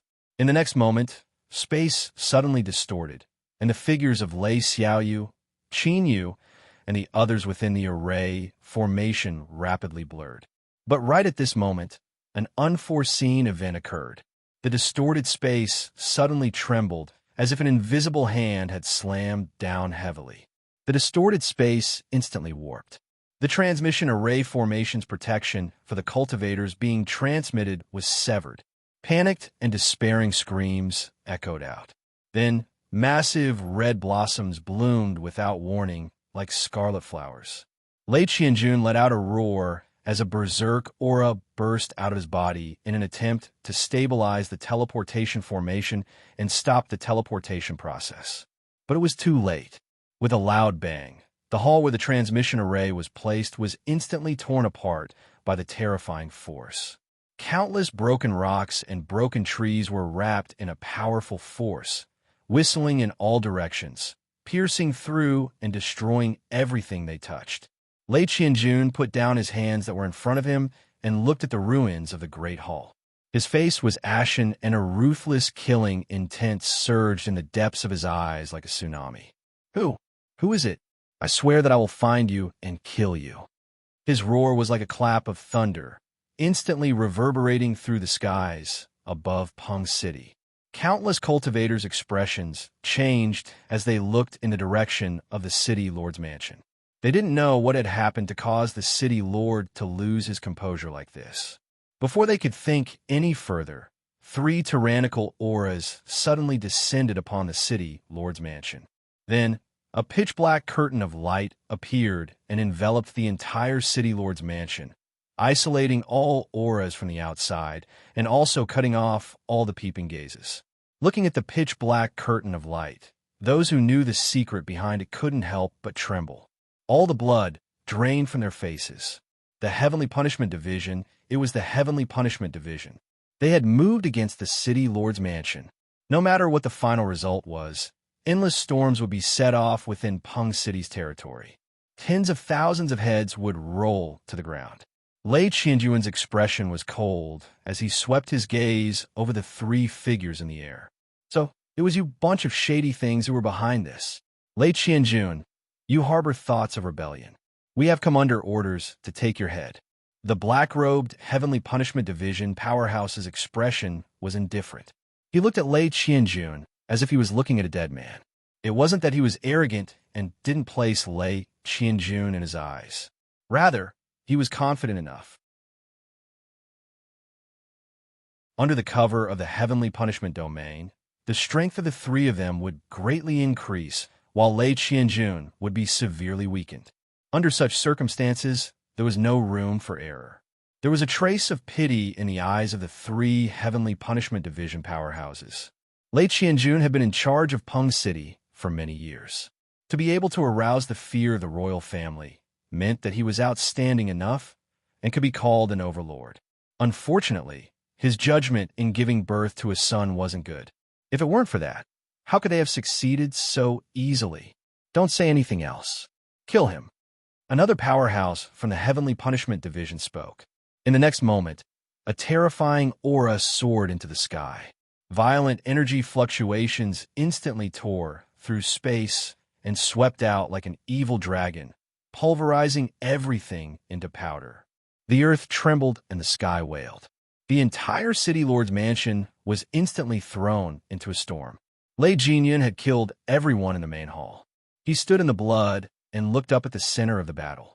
Fear flashed in his eyes, but eventually turned into madness and resentment. Lord Father, you forced me to do this. You forced me to do this. But I promise you that the Lei family will not fall. I will continue to rule over the territory you have conquered and lead the Lei family to a new peak. Lei Jinan roared. He lifted his hand and cut open his palm. Blood rapidly flowed out, falling into the large scarlet pool on the ground. Gurgle, gurgle. The scarlet blood on the ground began to bubble, violently tumbling about like boiling water. A strange face appeared in the tumbling blood. There was a pair of curved horns on its head, and its entire face was flat, without the slightest trace of facial features. Now, Lord Father, please rest in peace. From now on, this world no longer belongs to you. Lei Jinyan roared. He half-knelt on the ground and plunged his hands into the tumbling blood. The blood in his body seemed to be drawn out, wildly gushing out, causing the tumbling blood on the ground to become even more intense. That strange face with no facial features and a pair of horns on its head rapidly solidified. Then, there was a deep roar that exploded like thunder. It was deep and heavy, filled with endless slaughter intent, as if it came from the endless depths of the earth and wanted to destroy everything. 1 against 3, Lei Qianjun, who was fiercely fighting the Heaven Punishment Department masters, suddenly frowned and spat out a mouthful of blood. This blood was bright red at first, but in the blink of an eye it turned pitch black. It was thick and dirty, emitting a foul stench. Through their bloodline connection, he instantly knew what was happening. He angrily roared, "Unfilial son, Lei Qianjun, do not resist anymore. If you are killed by the 3 of us, perhaps you will have a chance to reincarnate. But if you are destroyed by the abyss projection, even your soul will vanish. There will not be a single trace of you left in this world. If you wait for death, you will die happily. Continue to struggle, and you will truly experience what is called endless purgatory. Give up. Today, if we join forces, there is no chance of you surviving." Lei Qianjun reared his head back and roared. "Shut up." He lifted a hand and clawed at his forehead.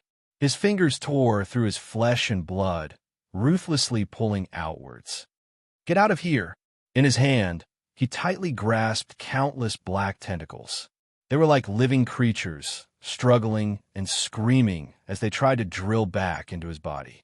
Across from him, the complexions of the 3 Heaven Punishment Department powerhouses changed. They could clearly feel the changes in Lei Qianjun's aura. This is bad. He's hiding his strength. Bang, bang, bang. Without any hesitation, the 3 Heaven Punishment Department powerhouses attacked with all their strength. There was a heaven-shaking explosion and terrifying fluctuations of strength, covering and cutting apart everything. No one was able to clearly see what was happening.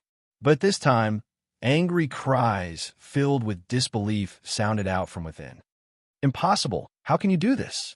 Run! Today is a trap. Ah, damn it, I've been entangled." At the same time, Lei Jinyun's half-kneeling body suddenly froze. His eyes widened as he stared at the black tentacles that had drilled out from the blood, imprisoning and binding him. "No, how could this be? I don't believe this." Facing his cries of alarm, the strange face that emerged from the tumbling blood suddenly opened its eyes, a mocking look in them. In that moment, Lei Jinyan seemed to have all his strength sucked out of him. He lay paralyzed in the blood, his face filled with defeat and despair. "Pa! Pa!" There was the sound of footsteps, and a calm steward appeared in his line of sight. He swept his eyes over Lei Jinyun and lightly said, "Young master, although you are the old master's son, you have never truly understood him. Otherwise, how could you have done such a stupid thing?" As if he had seen the last straw of hope, Lei Jinyun began to struggle. "Uncle Jean, save my Uncle Jean.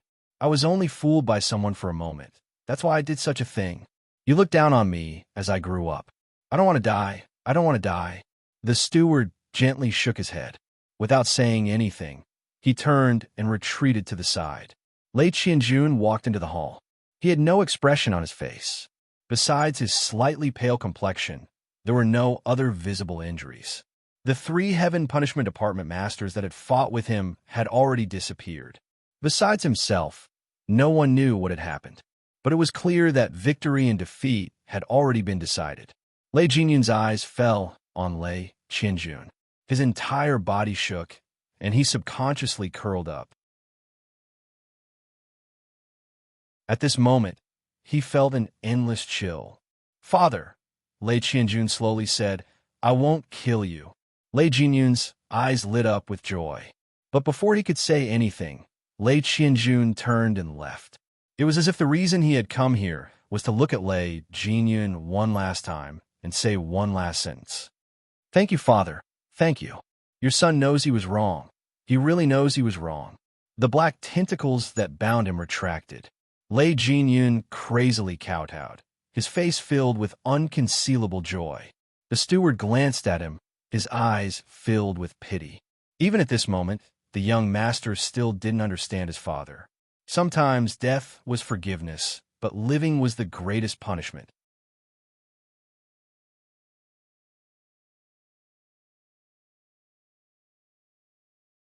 Chapter 919. No, no.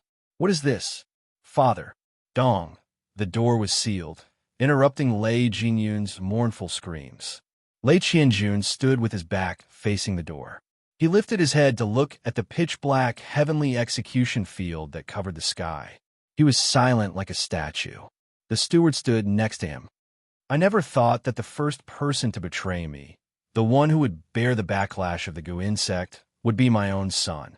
Tell me, is this the karmic retribution I must bear after all the slaughter I've committed over the years?" The steward said, "If you didn't kill, you would have died already." Lei Qianjun sighed.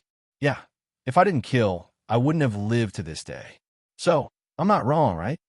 The steward lowered his head. "You're not wrong. If I'm not wrong, then they are wrong. And those who have done wrong, no matter who they are, they will have to pay the price." The steward was hesitant. "Miss Shi?" Lei Qianjun shook his head. Xiao Yu's aura disappeared. "I can't sense her, but I believe she's not dead yet. Activate the spies in the Imperial City. If Xiao Yu survives, she will go there." Lei Qianjun lifted a finger. The heavenly execution field that covered the city master mansion collapsed. Lei Qianjun stepped into the void. "I'll leave the rest to you. I will seclude myself and try to break through to the original God realm. If I am lucky enough to succeed, this world will change." The teleportation array was attacked. The moment the formation collapsed, Qin Yu only had time to protect Lei Xiaoyu before he was swept away by the turbulent space current. That feeling was like falling into an underground river, rolling and crashing in a rugged and undulating underground river. But the entire process was 100 times, 1,000 times more dangerous. If Qin Yu didn't have eyes that could see the essence of things, he would have already been torn to pieces. Qin Yu didn't know how much time had passed, but deep in his eyes, a dark gold light bloomed.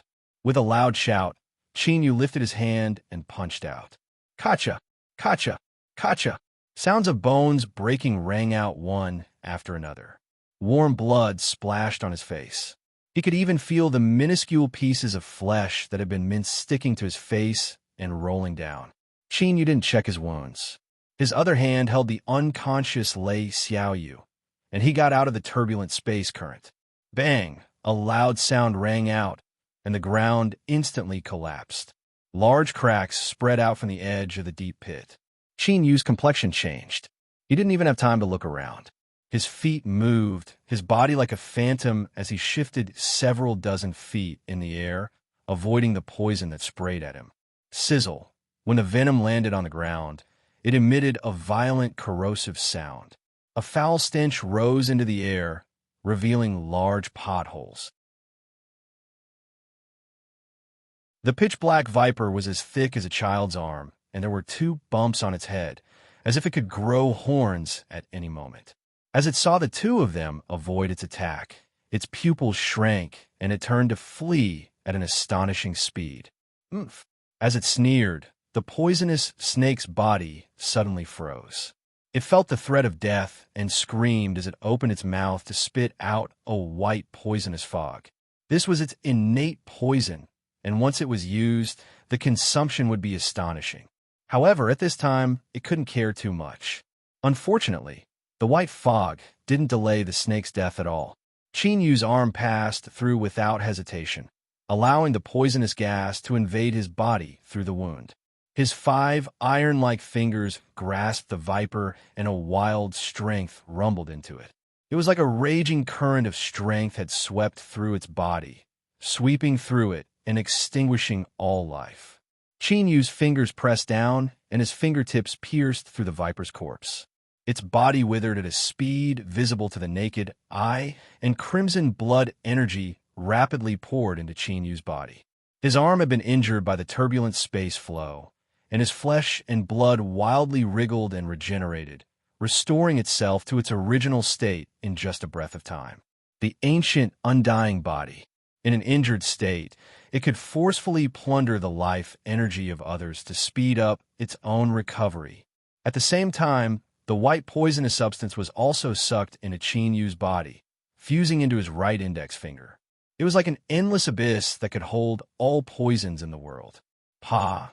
Chinyu loosened his fingers and allowed the withered corpse of the viper to fall to the ground. He held on to Lei Xiaoyu and looked around. In the pitch-black sky, there wasn't a single trace of light. This was because some sort of dark green shrub grew on the ground, emitting a dim light that barely illuminated the surroundings.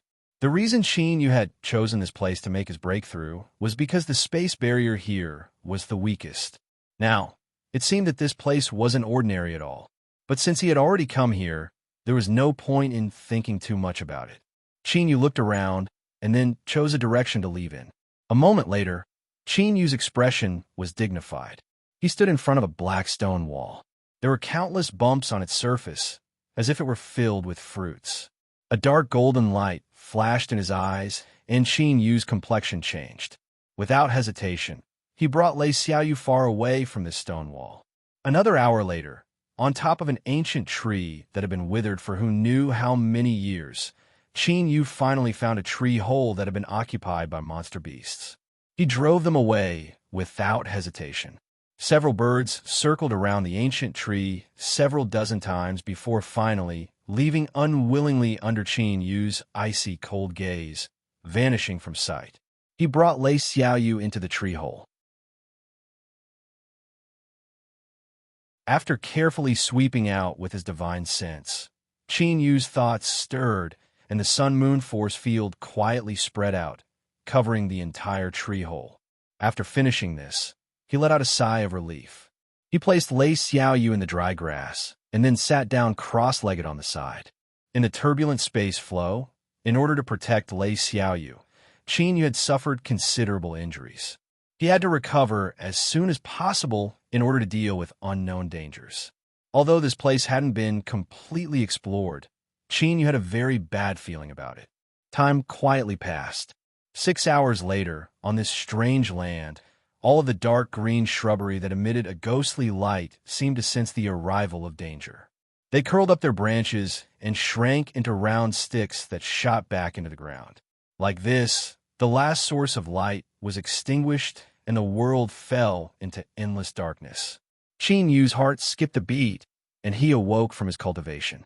Without hesitation, he stood up and walked toward the entrance of the tree hole.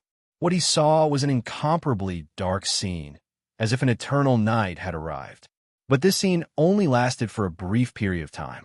Without any warning, a blood-red crescent moon appeared in the dark vault of heaven. A faint blood-red light sprinkled down from the blood-red moon, covering the entire earth as if it were wearing clothes stained with blood. The tree hole beneath his feet suddenly shook. Shock flashed in Chinyu's eyes. He saw that the ancient tree that had been dead for countless years had suddenly come to life beneath the illumination of the blood-red moon. The withered bone-like branches rapidly softened, turning into blood-red tentacles that floated in the air as if they were searching for something. Suddenly, the branches that had turned into tentacles seemed to sense something. They howled as they rushed towards the tree hole. Chinyu's complexion changed, but his intuition told him that he absolutely couldn't do anything now. Otherwise, the situation would spiral out of control. When he was just 100 feet away from the tree hole, all the tentacles stopped. Chinyu looked up and saw a shallow slash mark in his line of sight. It was like someone had casually chopped at it with a hatchet. The mark wasn't long nor deep, and it emitted a halo of silver light. It was very, very shallow, so faint that it was hard to detect. But it was precisely the existence of this slash mark, or to be more precise, the silver light it emitted that caused the withered tree tentacles to not dare to approach. Chinyu stood in the tree hole, the tentacles wrapped around it. The slash mark was between them. Although it seemed shallow, it was an insurmountable gap. Finally, with an unwilling howl, all the tentacles retracted and the tree hole was restored to its previous floating state. Rumble, rumble. The earth rumbled, and the tree hole shook even more violently. Qin lifted a hand to steady Lei Xiaoyu's body and looked down at the ground. This revived, withered tree had pulled out countless roots from the ground. They wove together to form 7 or 8 thick legs that rapidly moved away. The withered tree's roots were astonishingly developed. At this time, the legs that wove together were thousands of feet long.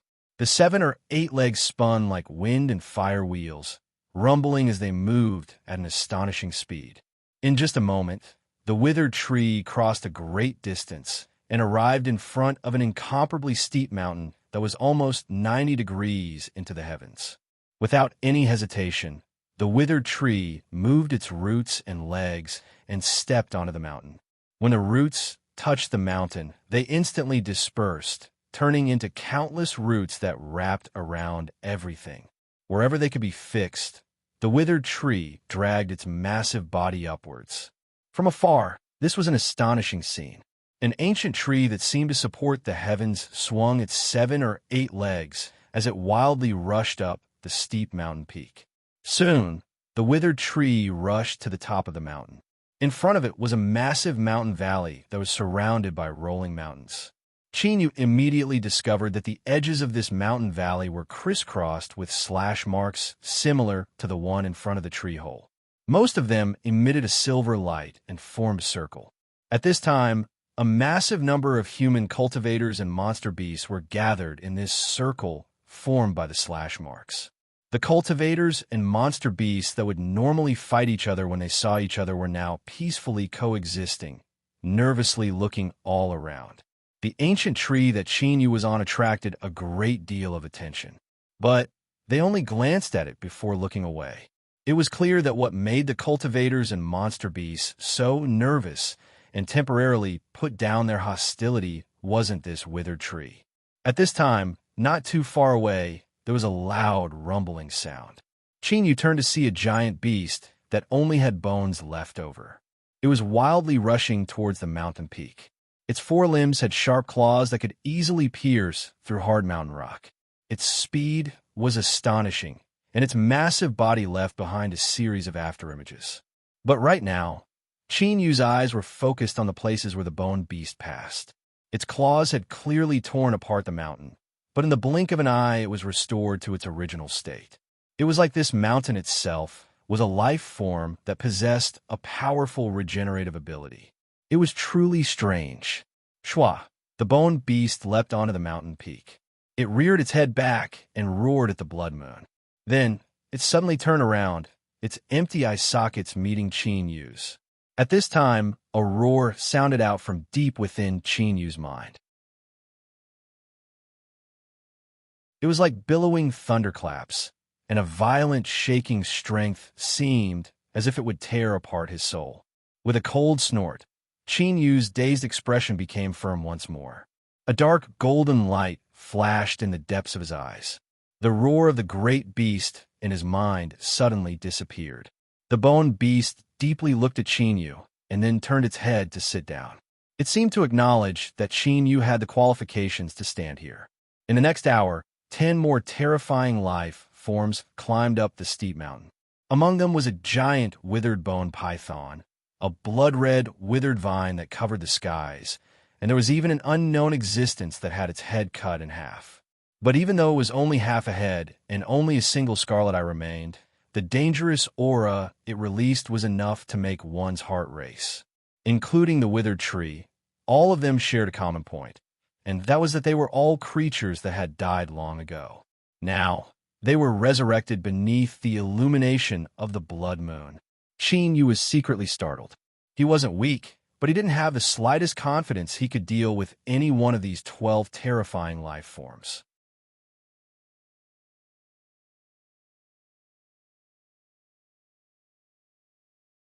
Chapter 9:20.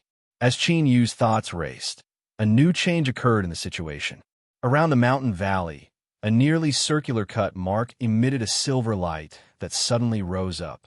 Then, a silver circle rapidly condensed.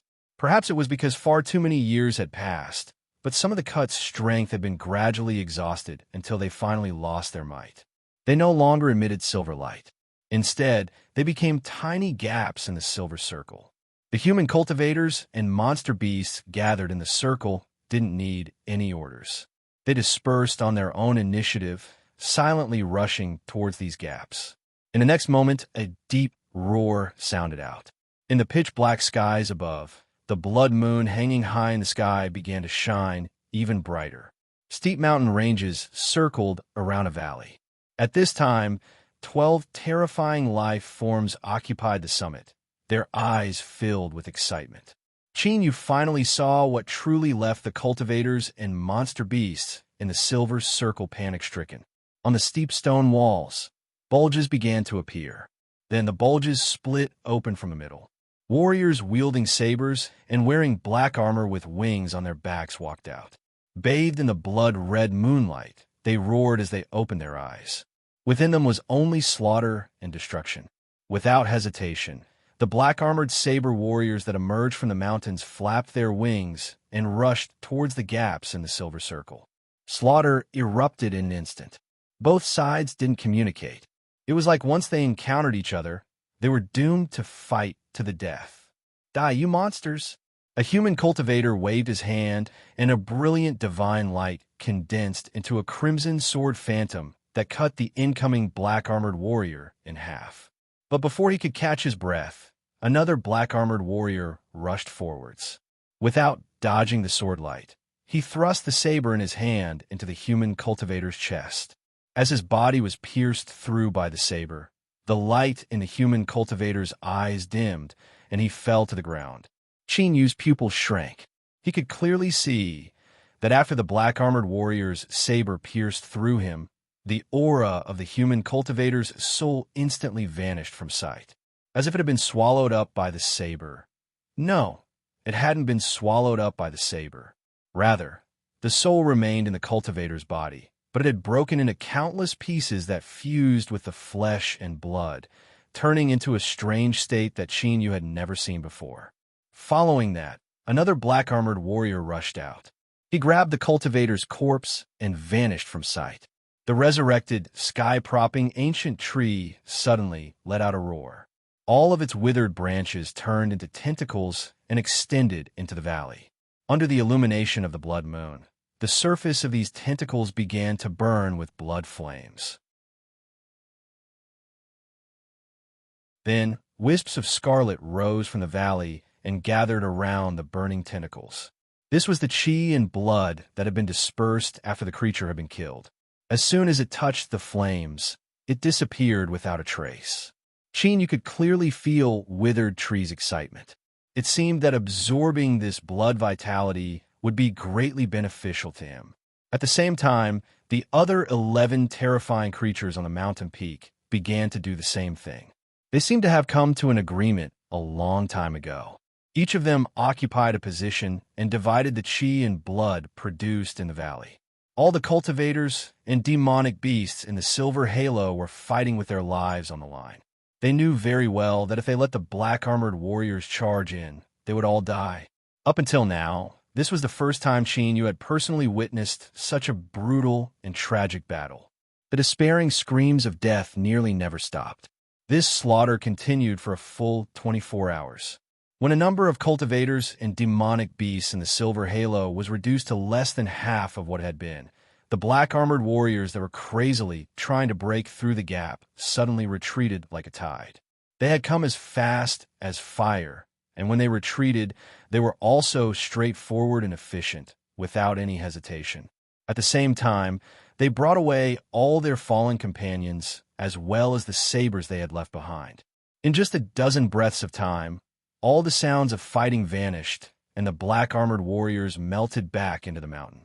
If it weren't for the thick smell of blood in the air, one would have suspected that everything they saw just now was an illusion.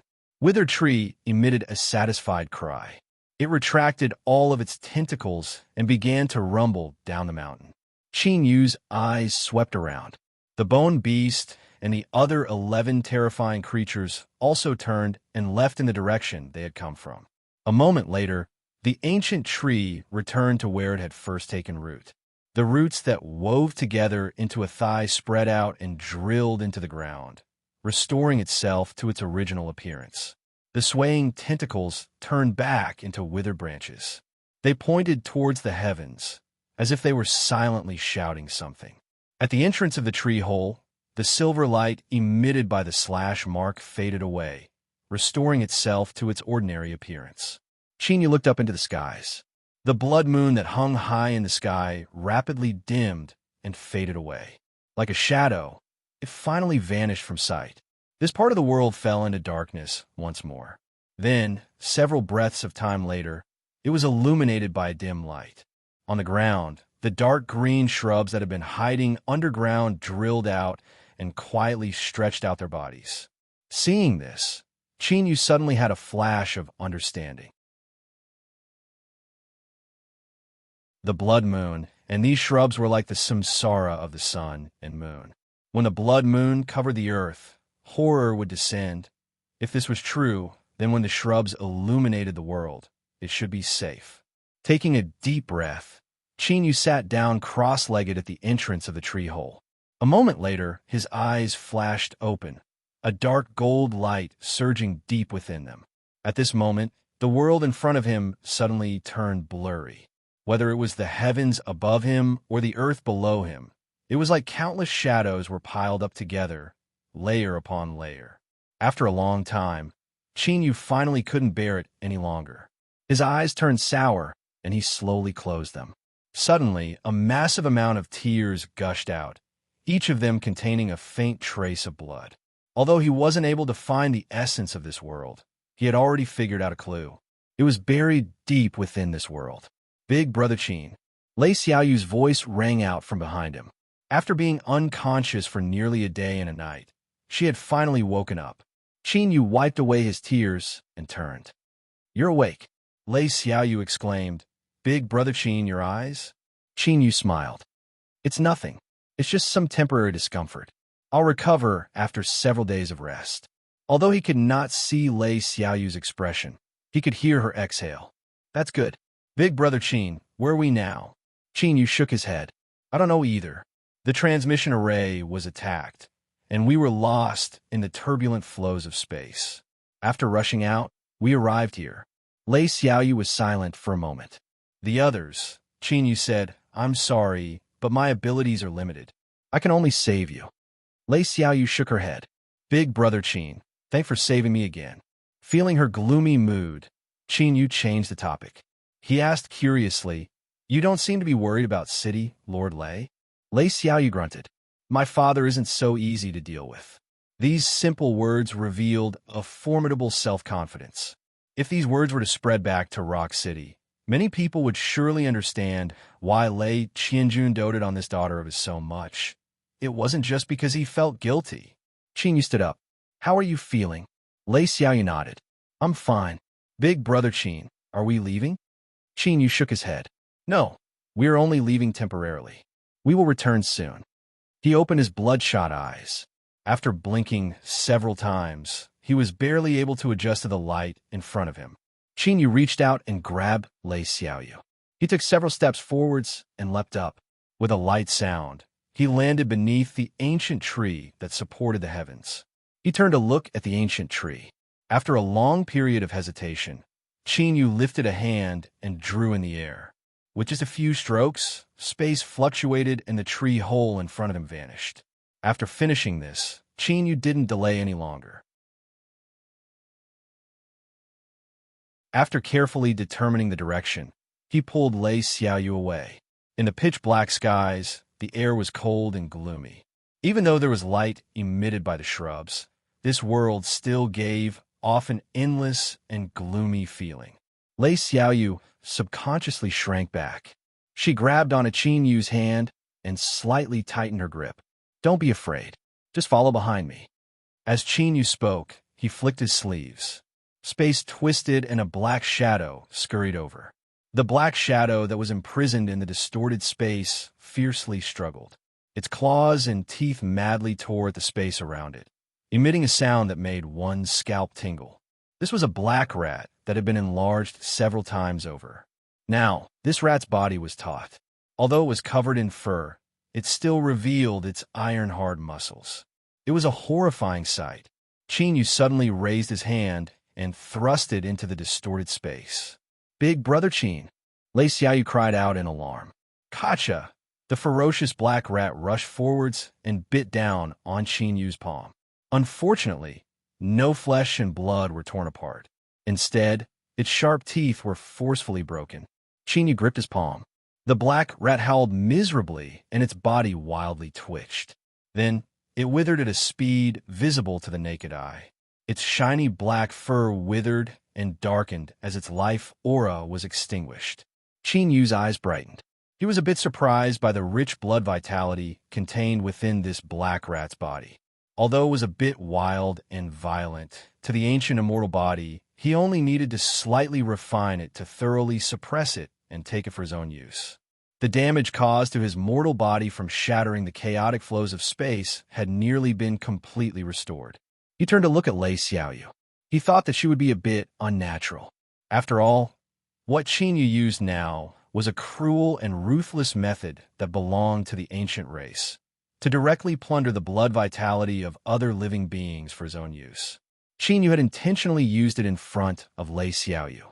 He hoped to use this matter to weaken Lei Xiaoyu's favorable impression of him. But what he saw was this little girl staring at him with wide eyes and a curious expression. Her voice was filled with worship. "Big Brother Chin is so fierce. What method is this?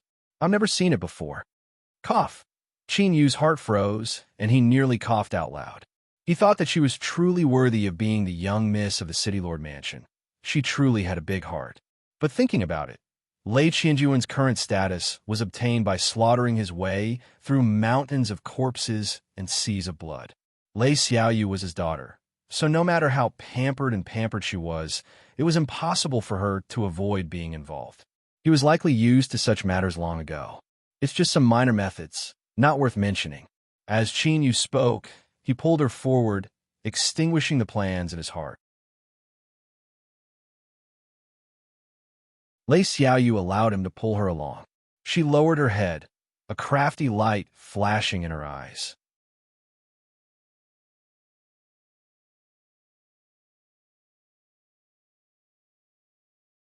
Chapter 921. Because of Lei Xiaoyu's big heart, Chinyu didn't continue using small tricks. He didn't want this little girl to be even more interested in him, so the rest of the journey was extremely smooth. With his sensing ability, besides breaking through the turbulent flows of space and being ambushed by that viper, he wouldn't be targeted if he tried to avoid it. Chinyu's speed was extremely fast. Lei Xiaoyu blinked, hiding the smile in her eyes. She only occasionally swept her eyes around. She couldn't help but be curious as to where Chinyu was going. 2 hours later, Chinyu finally stopped. In front of him was a bottomless abyss, like a horrifying maw. After a moment of hesitation, Chinyu said, "We're going down. Get on my back and hold on tight." Lei Xiaoyu sensed his caution. She didn't ask why. She climbed onto Chinyu's back and grabbed onto his clothes. Chinyu thought for a moment. He took out a silver whip made from an unknown material and tied it to Lei Xiaoyu. Then, he took a deep breath and stepped into the abyss, allowing his body to rapidly sink. But he was very cautious. Every time he reached a certain speed, he would reach out a hand and press down on the cliff wall, causing his speed to slow down. The pitch-black abyss was as thick as ink. The darkness here wasn't ordinary at all. Even a cultivator's divine sense would be hindered, and the deeper they went, the heavier the hindrance became until it completely lost its effect. The cliff walls weren't as smooth as a mirror. There were large protrusions as well as dead trees and old vines. Lei Xiaoyu could only vaguely see their outlines as they passed by, and then she was ruthlessly tossed upwards. She didn't know what method Chinyu used to not make any mistakes in the darkness. At this time, as she lay on his back, her hands wrapped around his neck, Lei Xiaoyu felt incomparably at ease. It was like the surrounding darkness and the bottomless abyss were no longer terrifying. As they descended, Even though Qin Yu constantly slowed down, the depth they had sunk was already astonishing. But this abyss was like a gate to hell. They couldn't see the end. After an unknown period of time, Lei Xiaoyu suddenly felt a chill. Qin Yu thrust a hand into the cliff wall and stopped. Extreme movement and extreme stillness inevitably placed a tremendous pressure on his body. But his movements were smooth and natural, not even causing Lei Xiaoyu to feel too much of an impact. Lowering her head to look down, Lei Xiaoyu raised her hand to cover her mouth. Only then did she manage to stifle her cry of surprise. Her eyes were wide open. Tens of thousands of feet below, the darkness was dispelled a little by the faint light. There were some scattered shrubs. Perhaps because their living environment was too harsh, they were listless, causing the light they emitted to be much dimmer. But as long as there was light, it could pierce through the darkness. Lei Xiaoyu's eyes widened. This was because under the illumination of the dim light, she saw the skeleton of an astonishingly large beast lying in the depths of the abyss. It was lying on the ground. Each of its ribs was like a bridge connecting the coast. Only a small part of it was illuminated by the light. Most of the giant beast's bones were hidden in the darkness. Everything she saw clearly told Lei Xiaoyu that the gigantic beast was already dead. However, for some reason, she felt a strong sense of threat when she looked at it.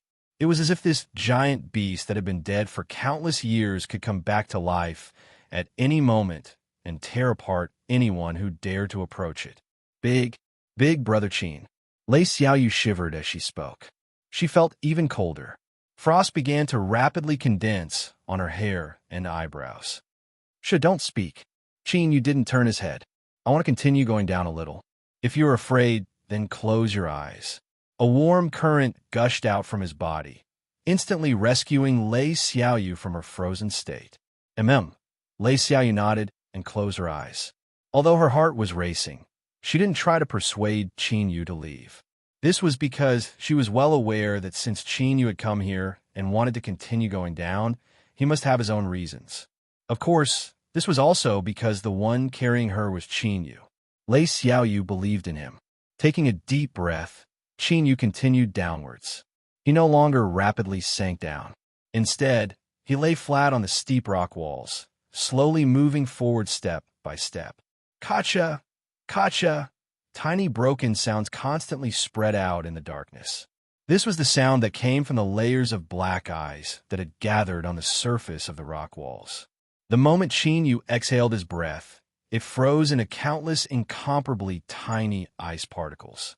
With a rustling sound, they fell onto the surface of the rock walls and tumbled down. White frost spread across the surface of his body. But there seemed to be an invisible line that isolated the frost from the front of Qin Yu, making it impossible for it to reach Lei Xiaoyu. Suddenly, Qin Yu stopped where he was. He was like a stone that had fused into the rock walls. He could clearly hear Lei Xiaoyu's suppressed breathing. His intuition told him that this was the limit. If he continued deeper, something horrifying would occur. He turned his head and looked down. Because he had gone deeper, he was able to see even more clearly. Qin Yu could now determine that this giant beast skeleton buried in the deep abyss was the bone beast he had seen in the night of the blood moon not too long ago. His eyes slowly moved and fell onto the giant skull of the bone beast. Half of its face was blocked by the boulder, revealing only one eye socket. Roar! Without warning, the roar of a giant beast exploded in his mind. Qin Yu's eyes glazed over for a moment before they regained clarity in the next moment. He stuffily coughed and thrust his hands into the rock walls, forcefully stabilizing himself. In the next moment, without hesitation, Qin Yu's hands gathered strength and his body soared upwards. Using his hands and feet, he was like a galloping horse, wildly galloping along the steep stone walls in the darkness. If someone could clearly see what was happening, they would discover that the surface of the rock wall behind Qin Yu was covered in layers of ice. It was silent, but it was like the most terrifying predator in the world, stubbornly chasing after Qin Yu. Whoosh! His figure shot into the skies, leaving the range of the abyss. Without hesitation, Qin Yu continued to fly into the distance. Vaguely, he seemed to hear the angry and unwilling roar of a beast behind him. Lei Xiaoyu opened her eyes. What she saw was Qin Yu. His face was covered in white frost, as if he had been sealed in ice. Looking at his clean back and how she hadn't been affected in the slightest, Lei Xiaoyu bit her lips, a complex look in her eyes. You clearly want me to distance myself from you, but you treat me so well. Big brother Qin, you really are a very contradictory person. Sensing Lei Xiaoyu's eyes, Qin Yu stopped and placed her on the ground. He took a step forward, shaking off the white frost around him. He smiled and said, I only look distressed. It won't harm me at all. Lei Xiaoyu bit her lips. It was I who implicated big brother Qin. Qin Yu waved his hand. Don't say that. There's only the two of us here. Without you accompanying me, I might not have dared to go down just now. Even though she knew this was a lie, Lei Xiaoyu still smiled. This was because she knew that Qin Yu was trying to comfort her. Qin Yu also smiled. Next, we need to go somewhere else. Don't worry, there won't be any dangers this time. I just want to confirm my own thoughts. Holding on to Lei Xiaoyu, Qin Yu continued on his way. He could clearly feel his speed increase, as if he were in a rush. An hour later, in front of a pitch-black rock wall, Qin Yu let go. He said, You can look around, but don't go too far. As he spoke, he walked in front of the rock wall. Looking at the bulges on the surface, he hesitated for a moment before placing his hand on them. Lei Xiaoyu obediently stood behind. She swept her eyes over the mountain wall. She didn't know what was in these bulges, but she could keenly feel a restless aura. Ah, big brother Qin, look. A moment later, Lei Xiaoyu suddenly cried out. Qin Yu looked up and followed her finger. A sharp light flashed in his eyes. The originally flat rock wall was now slowly bulging out, as if a new fruit had just been born. Stepping forwards, Qin Yu shot into the skies, arriving directly in front of this bulge. Without hesitation, he punched out. The rock wall's hardness surpassed his imagination. As his fist fell, only a few pieces of rubble fell off. Taking a deep breath, a dark gold light appeared in Qin Yu's eyes. The bulge in front of him became incomparably clear. Bang! Qin Yu punched out again. This time, there was an angry roar from the bulge. On the hard rock wall, with light cracking sounds, large cracks began to appear. With the third punch, the bulge was finally blown open, revealing the scene within. Qin Yu's pupils shrank. He saw that within the bulge was a developing embryo. Thick and dense black veins drilled out from deep within the rock wall, submerging into the body of the black-armored warrior in front of him. It was clear that this warrior hadn't fully developed yet. Only half of his wings had grown out, and the lower half of his body hadn't been covered by black armor. It was only at this time that Qin Yu realized that the black armor worn by the black-armored warriors wasn't a weapon they equipped, but something that grew from within their bodies. The rock wall was forcefully broken apart. The black-armored warrior was exposed beneath the dim light. As if he had been tossed into a pot of boiling oil, he emitted pained howls. The black armor that had grown over half began to rapidly rot away, turning into a thick black and red liquid that fell off. Qin Yu's complexion changed. As the black armor fell off, the black-armored warrior's face was revealed. This was the corpse of the cultivator that had been dragged away in the valley when the blood moon shined down upon the earth. It was actually him. Roar! The black-armored warrior crazily roared. His eyes were filled with cruelty and destruction as he glared at Qin Yu. A trace of fear erupted from the depths of his heart. Without hesitation, Qin Yu flew away from the rock wall. Without his obstruction, the broken rock wall wriggled and rapidly grew back, soon restoring itself to its original appearance. Lei Xiaoyu's eyes widened. Big brother Qin, this is... Qin Yu arrived at her side. I'll explain it to you later. We should leave now. Pulling Lei Xiaoyu up, he turned and rushed towards the dead tree. An hour later, the two of them shot into the skies. Space twisted and vanished, revealing the entrance to the tree hole. Pa! As his feet landed, Qin Yu let out a long breath. The fierce restlessness that lingered in his heart finally began to slowly dissipate. He looked back at the hesitant and puzzled Lei Xiaoyu. Qinyu didn't say anything. He pointed outside and said, "Look." Lei Xiaoyu blinked her eyes. It was quiet outside. Nothing had changed since they had returned. What did Big Brother Qin want me to see? You're tuning in to the Warrior Lore YouTube channel. Don't forget to subscribe and join us on this journey to catch the most captivating stories.